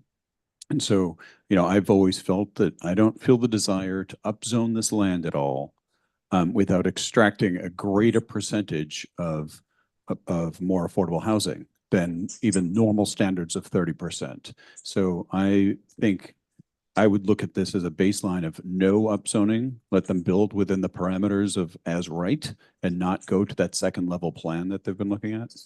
But then I tackled 2 other issues, but for me, I want to hear more from NYCHA residents about these things because I don't live there, right? Like, I want to hear more about what the people who are most impacted would feel about these issues. And for me, one big criteria is that we spread out more of the public housing across the entirety of the campus and not have 1 or 2 towers of public housing and 4 towers of market rate.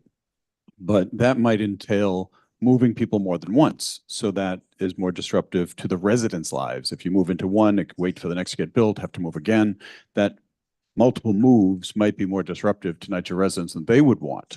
So my ideal of integrated public and market may not be what residents want. So I want to be careful of making that statement. I'm also, the final thing I want to do is make sure that we look at right sizing, that we know what the inventory is at current NYCHA, how many units, how big they are, how many people live there, how many single people live in 3 bedrooms, whatever, right?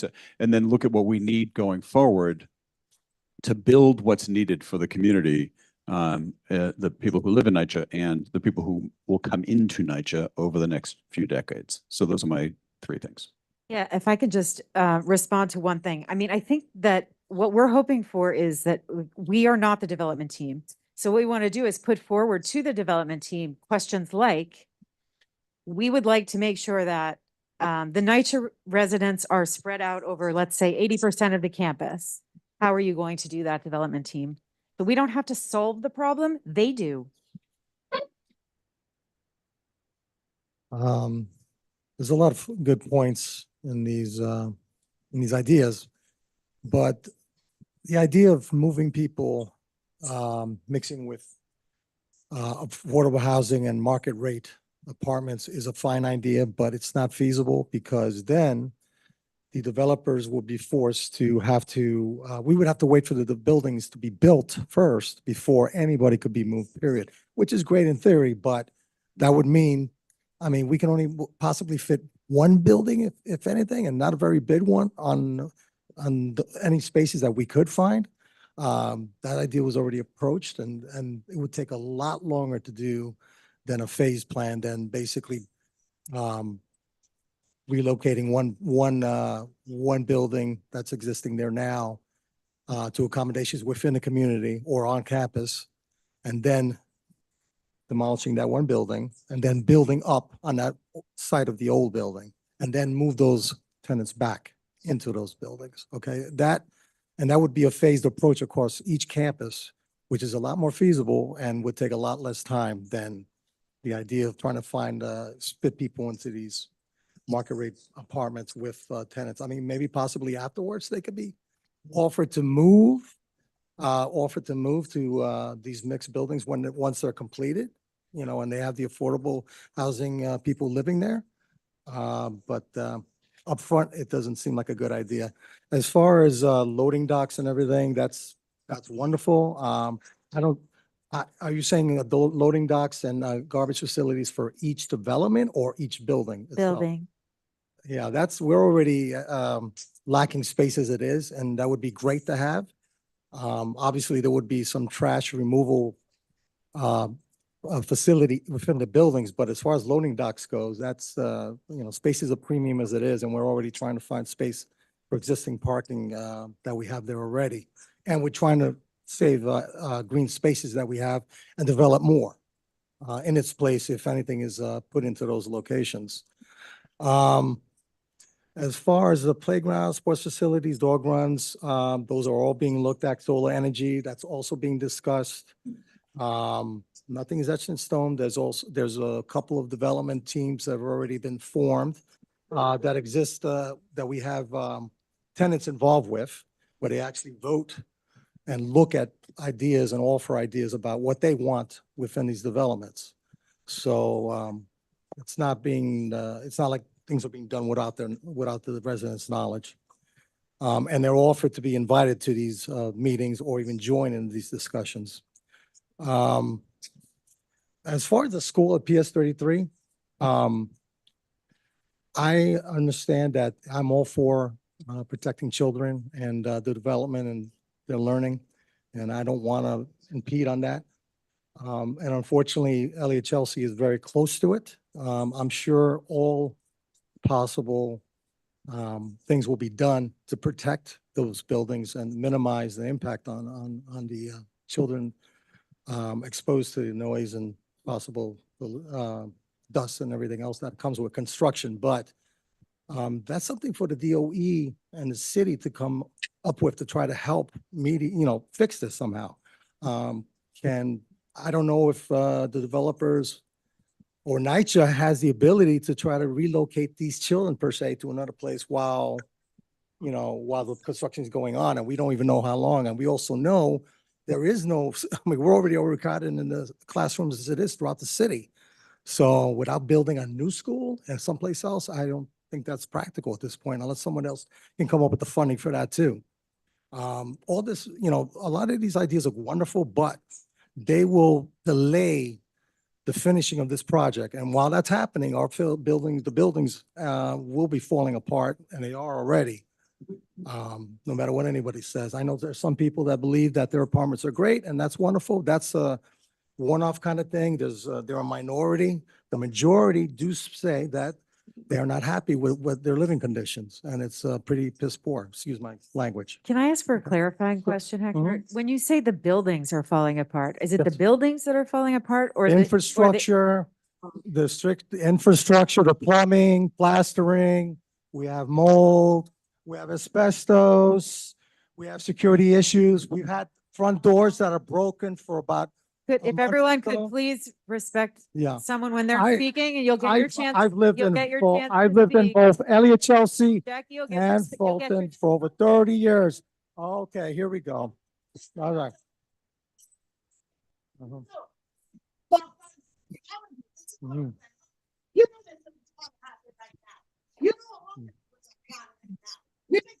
Mhm.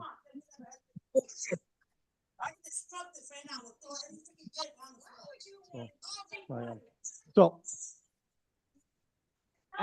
listen, I think we are supposed to have respect for everybody's to adjourn words here, for 5 okay? minutes. Okay. Motion. Can I get a motion to adjourn? Motion to recess? Oh, shit, I don't care. I don't care. They moved to one of the latest buildings. They're moving everybody to the High Plaza. I don't care. Call security. Call the cops. Jesse, call the cops. Call the cops. Call the cops. Shut up. I don't care. I don't care. I don't care. I will disrupt this shit right now. Don't fucking. We're taking a 5-minute recess. Don't. Please. Yeah. What? Fucking asshole. Nice. Language. Nice. Don't fucking get next to me. Right? This meeting gonna stop now. It's gonna fucking stop now. It's gonna stop now. All right, and I never did to you too. Bullshit's going on right now. All right, you're fucking taking us like assholes. You're not gonna play me like this, none of y'all. Nope, I'm not. The meeting's gonna stop. Throw that laptop on the floor.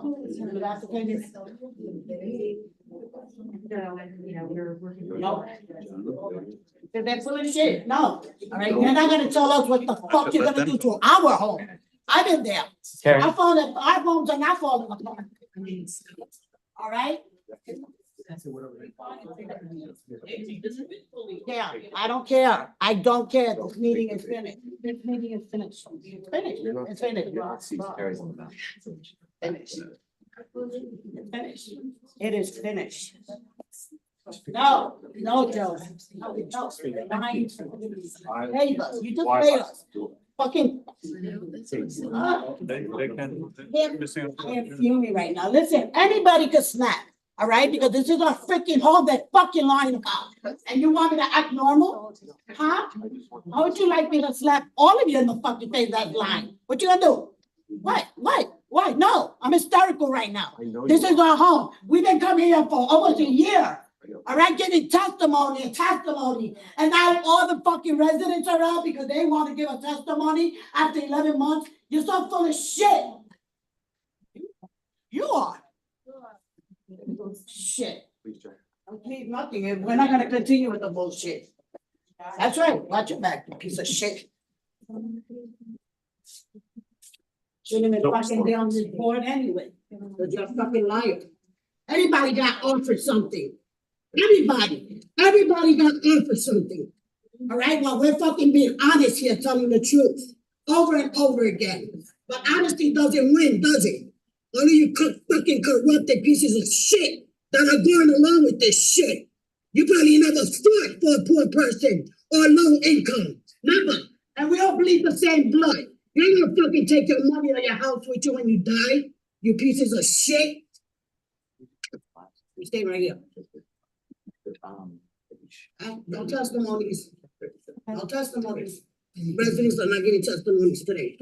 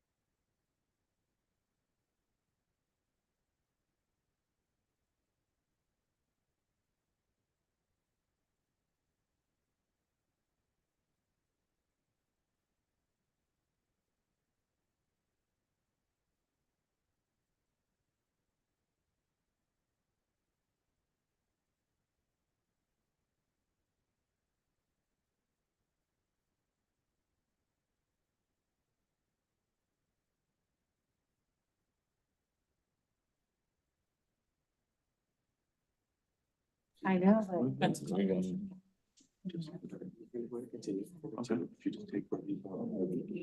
So we're gonna recommence.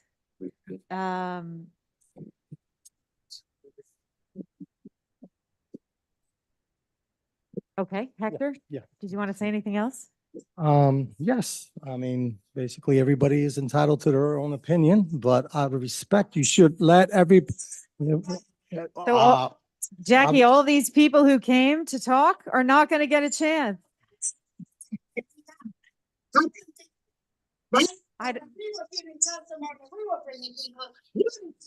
Yes, of course we did.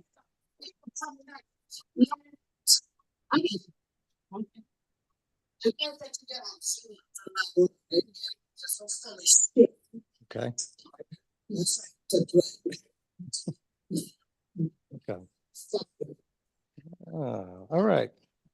Anyway, I appreciate the efforts that have been put into these ideas. You know, some of them were pretty much addressed on the proposals from before, and obviously they have to be modified for the new proposal.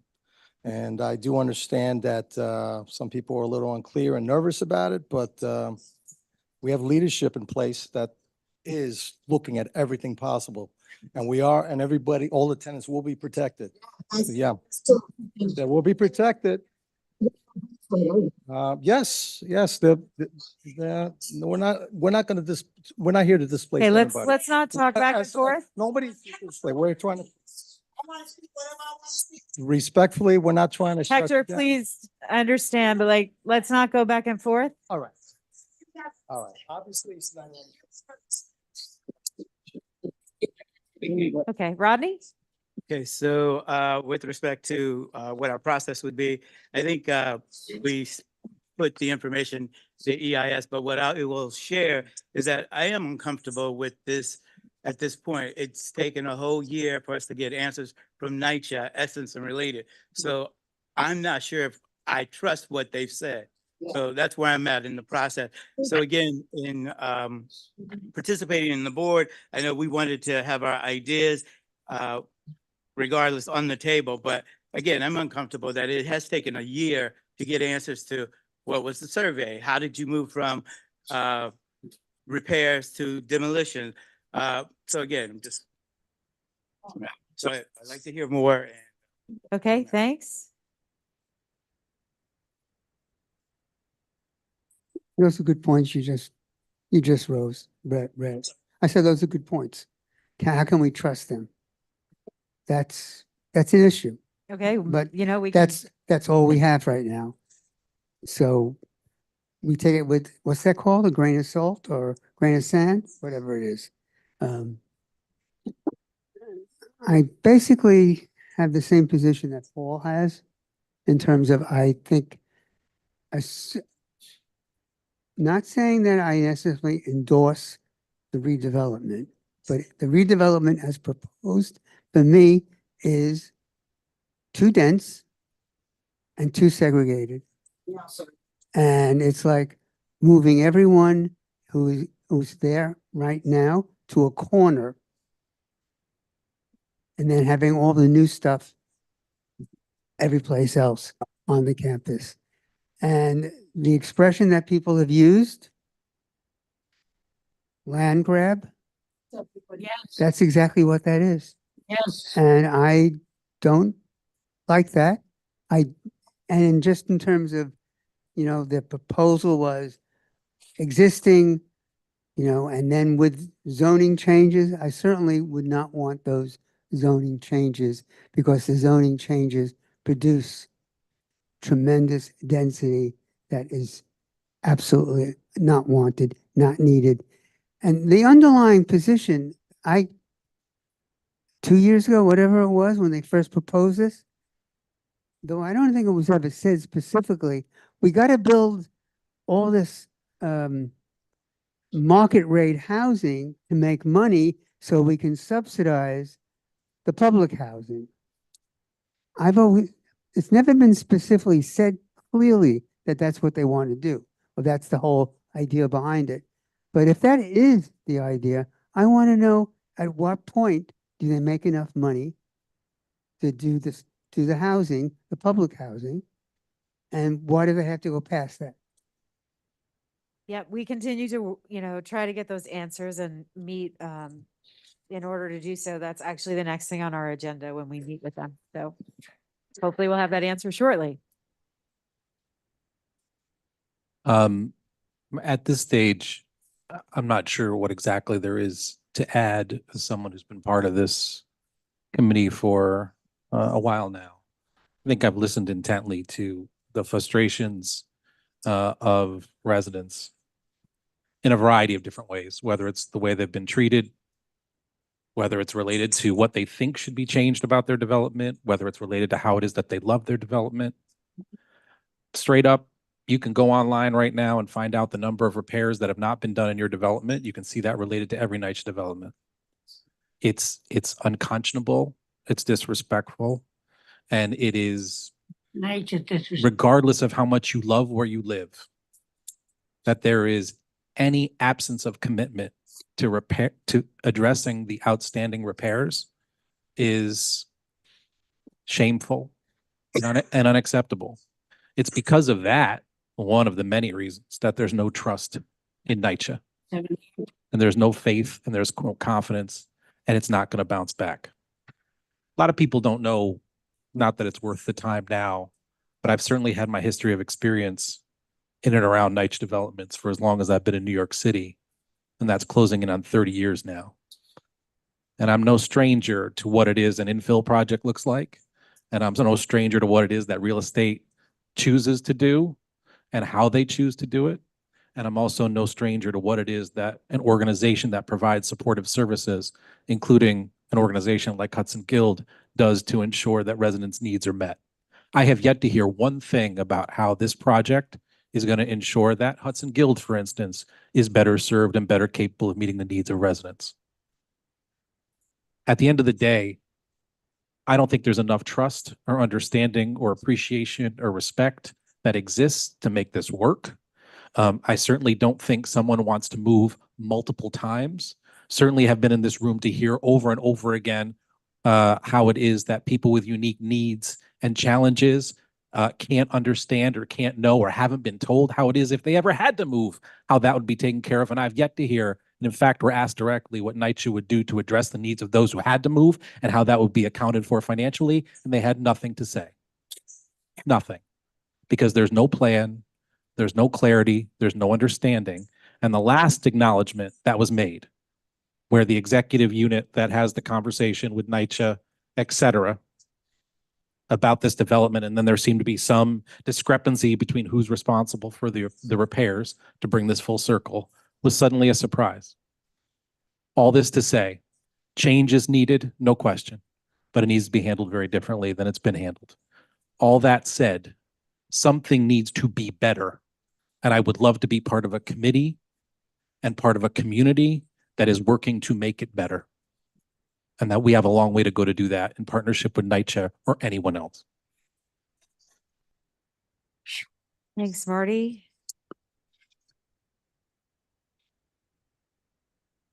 I can't add to that excellent statement with which I entirely agree.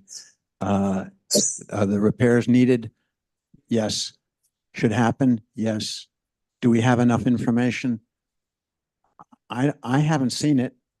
We've been asking for a comparison between demolition and reconstruction. I haven't seen it. So I'm not going to speak much more because he said it well. Thank you. Dave? You know, to me, the big problem with the whole conversation is that, you know, we're not addressing the elephant in the room, which is, you know, what I think of as the other big lie, that it's going to cost as much to renovate as to replace. And, you know, the tenant survey was based on that. The draft scope of work and its two alternatives are based on that. It's the world we're living in. And it seems kind of foolish to be thinking of addressing NYCHA and related with what we would like to see when they're not accountable and we can't trust them. And I'm also concerned about our elected officials. You know, we've been talking forever about the working group getting answers. Why didn't our elected officials have those answers before they bought into this? And why did they still cling so tightly to this project? And I think rather than addressing NYCHA, we should be addressing our elected officials. And you're really calling BS on this whole big lie that it's going to cost more to renovate.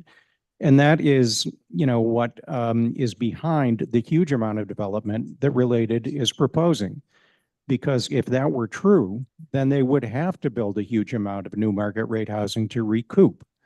But it's not true. So even, you know, discussing what we would like to see without bringing this up and making a big stink about it, it kind of implicitly states that we believe in it. And I think first and foremost, we have to say, no, this isn't honorable. And, you know, I even am concerned about going forward with Related in the picture. Even if we rolled things back to the point where they were when the RFP was first issued and kind of started over, because we're dealing with someone we can't trust. So it's you know, also there's the time frame issue that comes up when you talk about, let's say, getting a new RFP. Everyone thinks, oh, well, then it'll just take that much more time for the residents to end up in decent housing. But according to the NYCHA's own material that they presented to us, renovation would take about 8 months, whereas new construction with demolition would be 5 to 8 years. Yeah. So, you know, you tell me which is quicker. And it is complete nonsense that it would cost as much to renovate as to replace. There was an article in the New Yorker at the end of April about a developer who is renovating 55 Broad Street in Lower Manhattan, a 1967 office building into housing. It's costing him under $400,000 to do that. He said to tear it down and build a new building as housing would be over $600,000. So even an office building that does not lend itself to Let's just stay on adaptation to topic. housing. Sorry, because we have to, we really do want to get to the public, so. Yeah, okay. I mean, I really would push for a letter to the electeds, calling BS on all this. Thank you. Pamela? Yeah, I agree with everything that the last 1, 2, 3 speakers before me said. And I have not changed my mind on this since I originally changed my mind and pissed Miguel off so badly. I apologize to him for that, but I do still feel that I was wrong initially and that I am right now. And I think others are, that this is the whole concept of tear down should, we should get past that. I mean, that's just logic. And I think this whole thing ought to go back to the drawing board. I've said it before. Enough. Hi, ditto on all of that, and basically what David said, renovation is not going to cost as much as rebuilding. It is a huge land grab. People have been coming here since the beginning, years ago, fighting against it. I think it's wrong. I think it needs to be started over again. There should be no demolition. It should be worked out differently. And our electeds are not doing what their constituents want. They're not listening to the neighborhood, to the residents. The survey was baloney. I'm not going to go on because we've heard them every month. Jackie has always been respectful and quiet. I would have flipped my lid a lot sooner. So I don't know where she is. She has been polite and lied to meeting after meeting and listens to it and is still polite. Honestly, thank you, Jackie. Sorry, I just have to say, like, we're not lying to Jackie. So I think that's a little bit of an unfair statement. I just want to emphasize that what my co-chair said, this committee has never once misled, misinterpreted, or lied to any of the public. We've in fact been more transparent about every meeting we've had with NYCHA, the development team, with Kerry and Joe and Maria and everybody around the table. Very transparent about every meeting that we have had on this topic. Okay, thank you. Viren? You're on, oops. Yes, just very quickly, I think everything that I wanted to talk about has been already talked about. I'm going to go back to Paul's point about sort of more equitable sort of development, where the percentage of housing that we propose on NYCHA sites is actually planned out in a more kind of fair and equitable manner. One quick point that I want to make, that on one hand, we talk about City of Yes, increasing affordable housing. And when it comes to NYCHA, we want to get rid of Section 9, which is sort of the most affordable rental housing program New York City has. In fact, New York City is the only city that has maximum number of Section 9 program units. And we basically are saying, okay, knock that off, and then we're going to go into Section 8. That is very problematic to me, but I don't think this is a forum for us to discuss issues about Section 9 versus Section 8. My fundamental issue is more affordable housing, retention and preservation of some of the buildings that can exist on site, because physically they are not compromised. Just the way we talked about previously, the insurance buildings, Pan South, number of buildings that we know were built around the same time. They're in a physically sound shape. It can be retained. Yes, they need to be fixed up. They need to be enlarged. Some of the units are undersized and whatnot. But that is the plan of preservation and retention rather than complete demolition. So yes, there may be some demolition required because you need to generate revenue. But I think Bert asked that question, how do you do that? What is the mathematics behind it? how many units you need to build to be able to actually pay for what you want to preserve and how much profit you want to make. I think those financial plans have to be presented to the community. Last but not the least, residents must be respected. I don't think there's any contractual sort of agreement between the residents and NYCHA.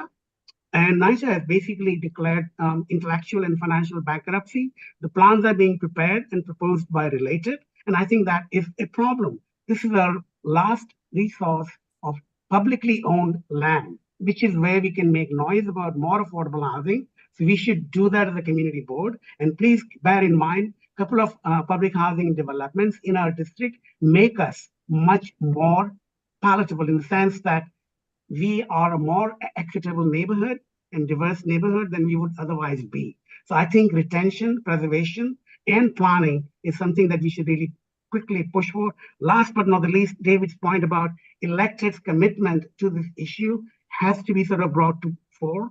We need to write to them because as I know, and I'm an architect, I'm a working professional, I do know right now, as we speak, first building plans are being prepared, whether you like it or not. The plan's not even been approved. So this is where we are. That's the reality we live in. And I have very little faith in NYCHA.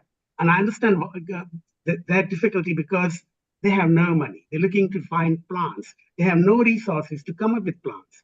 They basically handing it over to a developer. So we should take a very, very strong position on NYCHA preservation and retention of more affordable housing. Thanks, Vera and Betty.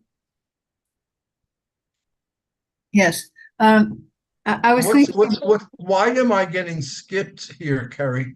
Mike, you asked me if you could go last. Oh, I did? Well, when, Oh, yeah, sorry. Okay, I'm thank sorry. I you. apologize. Thank you. I'm thinking about this eternal conversation about this, and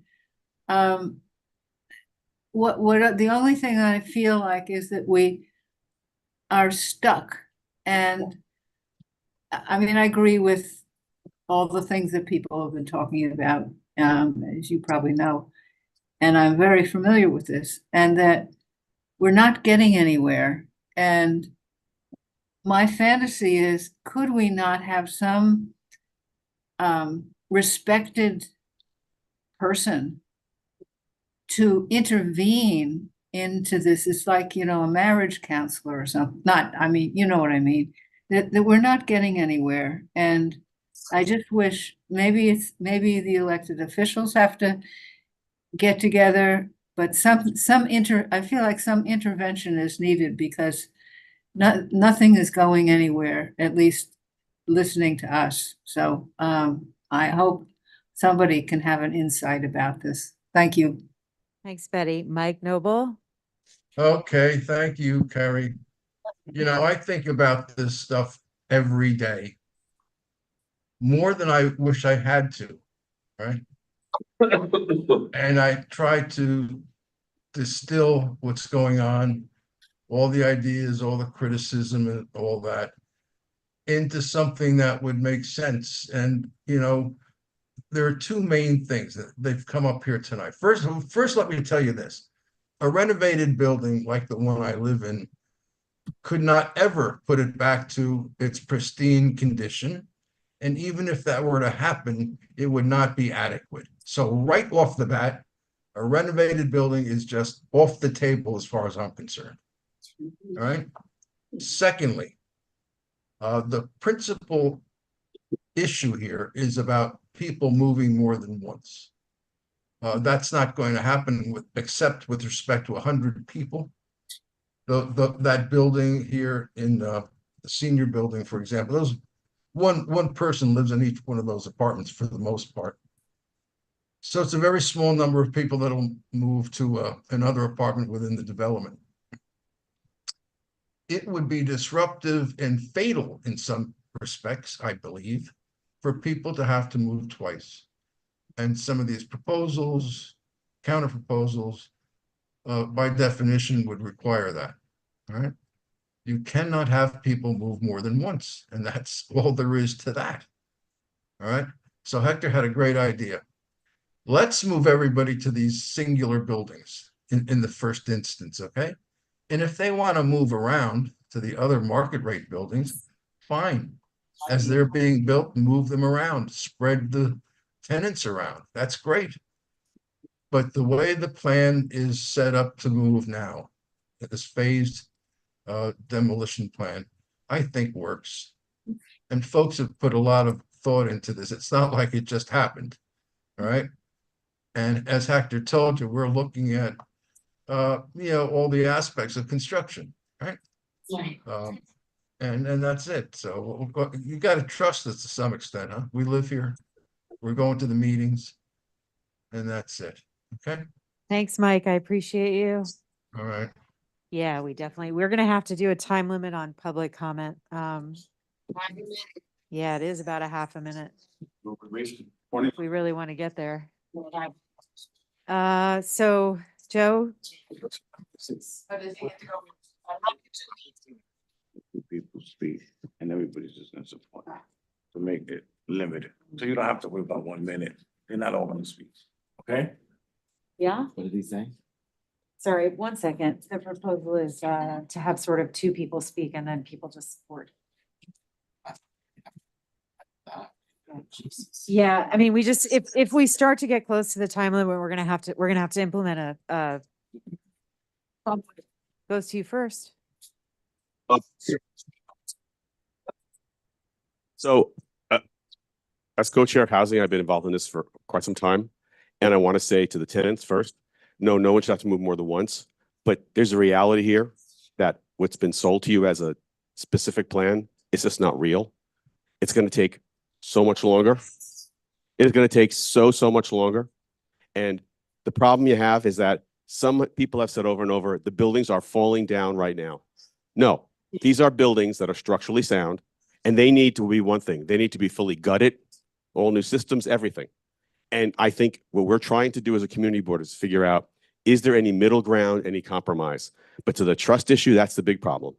This has been done in a way I have never seen before. If we had just reconvened the whole working group, had 5 or 6 months of discussion, we could have come to some sort of compromise plan and figured something out and try to get all the parties together. Right now, hardened on one side, this way, hard on the other side. I'm sorry. The way to get that we figured it out the first time is we all sat together. Pam, I don't think there should be a new RFP. I think we should take a pause in the process, sit down, spend a specific amount of time and say, let's take 3 months, 4 months and come up with something that everybody can live with. And that will mean there could be some demolition. It will mean there could be some renovation, but it maybe would mean that everyone would trust everybody again to get back to something that happened. Because right now, this is going nowhere. Okay. For public and people, I'm happy to. Great. So we're gonna go to the public.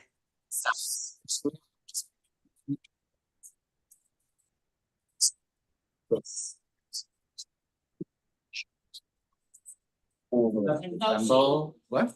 I think most people did not know there was a shine. Miguel, do you That's wanna okay. call your Jesse, people the co-chairs were convening with our district manager and figuring out how we were going to run this public session this evening. Sign-in sheet, it's not to speak. Always a sign-in sheet. There's always a sign-in. There is a sign-in sheet. You know it. It's like, especially people who come every. The sign. I know people are going to raise their hands a lot. So we will do 30 seconds. So frustrating. Fine. 15 minutes. Okay, we've got 15 minutes max. So I think, Miguel, we should stick to the 30 seconds. Carol Ott, can you speak? And then after Carol, Tom, you don't want to speak on this, right? Okay, Tom, I think we should try to have NYCHA tenants speak too. So maybe you would, okay. My name is Carol Ott. I'm block president of the 300 West 20th Street Block Association. As a longtime 45-year Chelsea resident and somebody who lives in the historic district and somebody who much more recently than everybody else in this room found out about the potential rebuilding of large swaths of the neighborhood, I am furious at our electeds. I am furious at being left out of the conversation, and I hope that this will change. Thank you. Jackie, then Selena, then Miguel. Okay, Selena, then Miguel.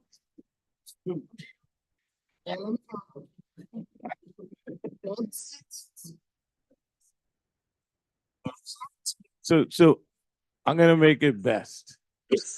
Is he hit it on the head? I'm sorry, I don't remember your name.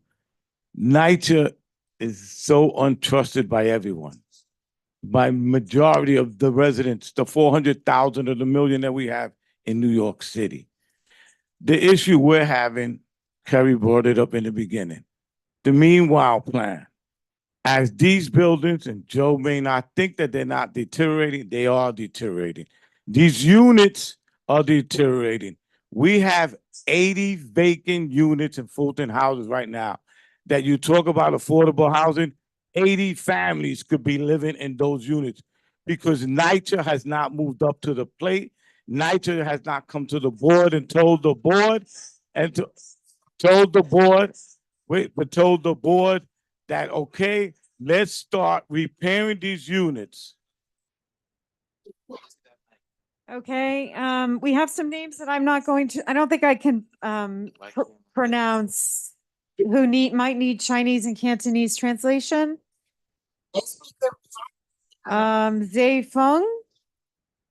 Zhao Feng, maybe? Okay, thanks. Sorry about that. Yeah.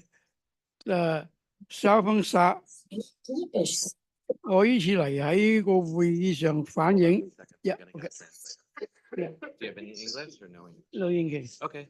And it's Chinese. Is there a translator in back? Okay, perfect. Come on up. Can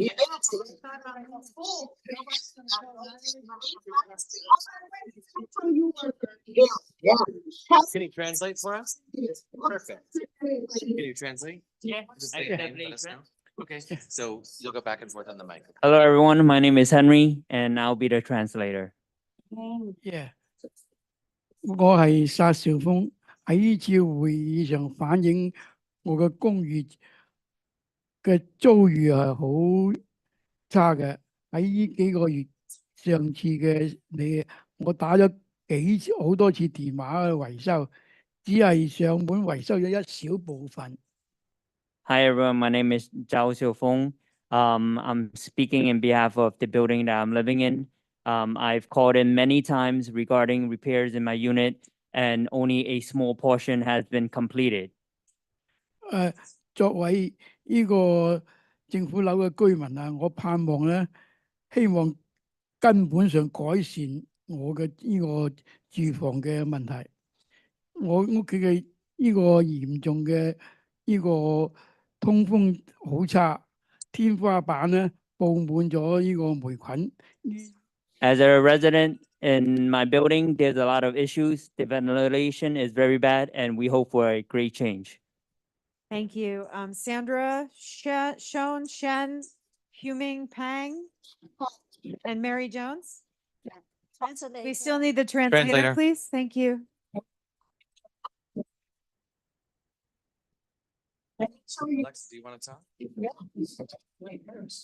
大家晚上好，我是惠明庞，我住在 Chelsea 老人公寓的居民。Hello, everyone. My name is Pang Hui Ming. I am a resident of Chelsea Edition. 我知道近期 CB4 会议一直在讨论关于我们生活的小区重建问题。我认为作为 Chelsea Edition 的居，我们是有绝对的发言权的。首先，我想介绍一下大楼情况。Did we lose the mic? Yeah. Here you go.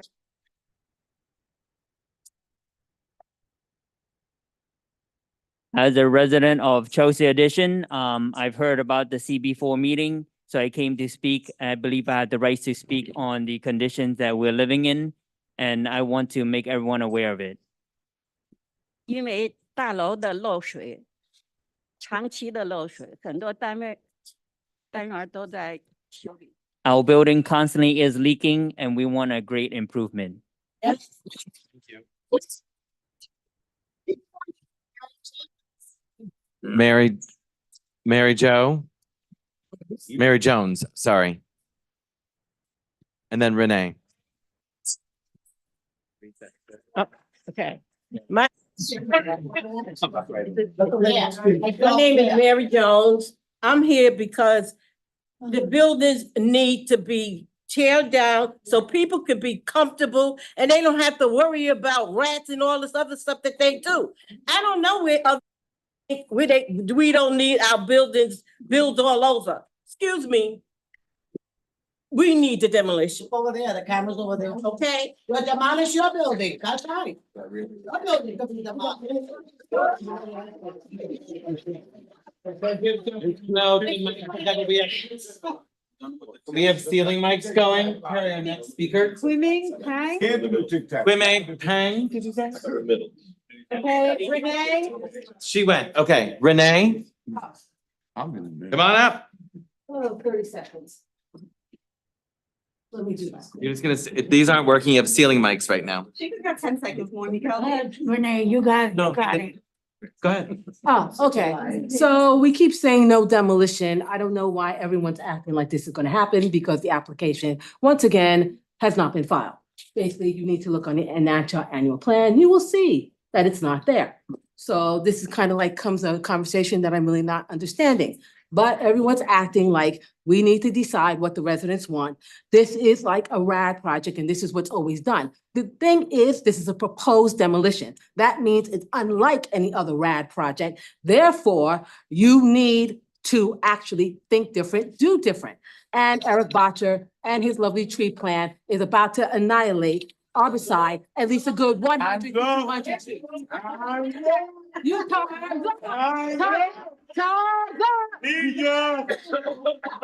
Bye-bye. Jessica, do we have anybody with their hand up online? That down. One person. One person. Tom, you want to speak while we're pulling them over? But it's going to be quick. I'm sorry. Did you want to speak on this? I'll speak briefly. You can speak from there. Ceiling mics. Go ahead. 30 seconds starts now. You know, I'm new to this, having only studied it for the last 3 months. And I am heartbroken from the stories that Renee and Jackie and Selena would want to have, or my sister or my daughter forced out of their home. that Yes. They've put sweat equity in for years to, on a wing and a prayer, basically, on an abstract notion that they will get something better when they have something. We have that online person. Nobody's coming back. Thank you.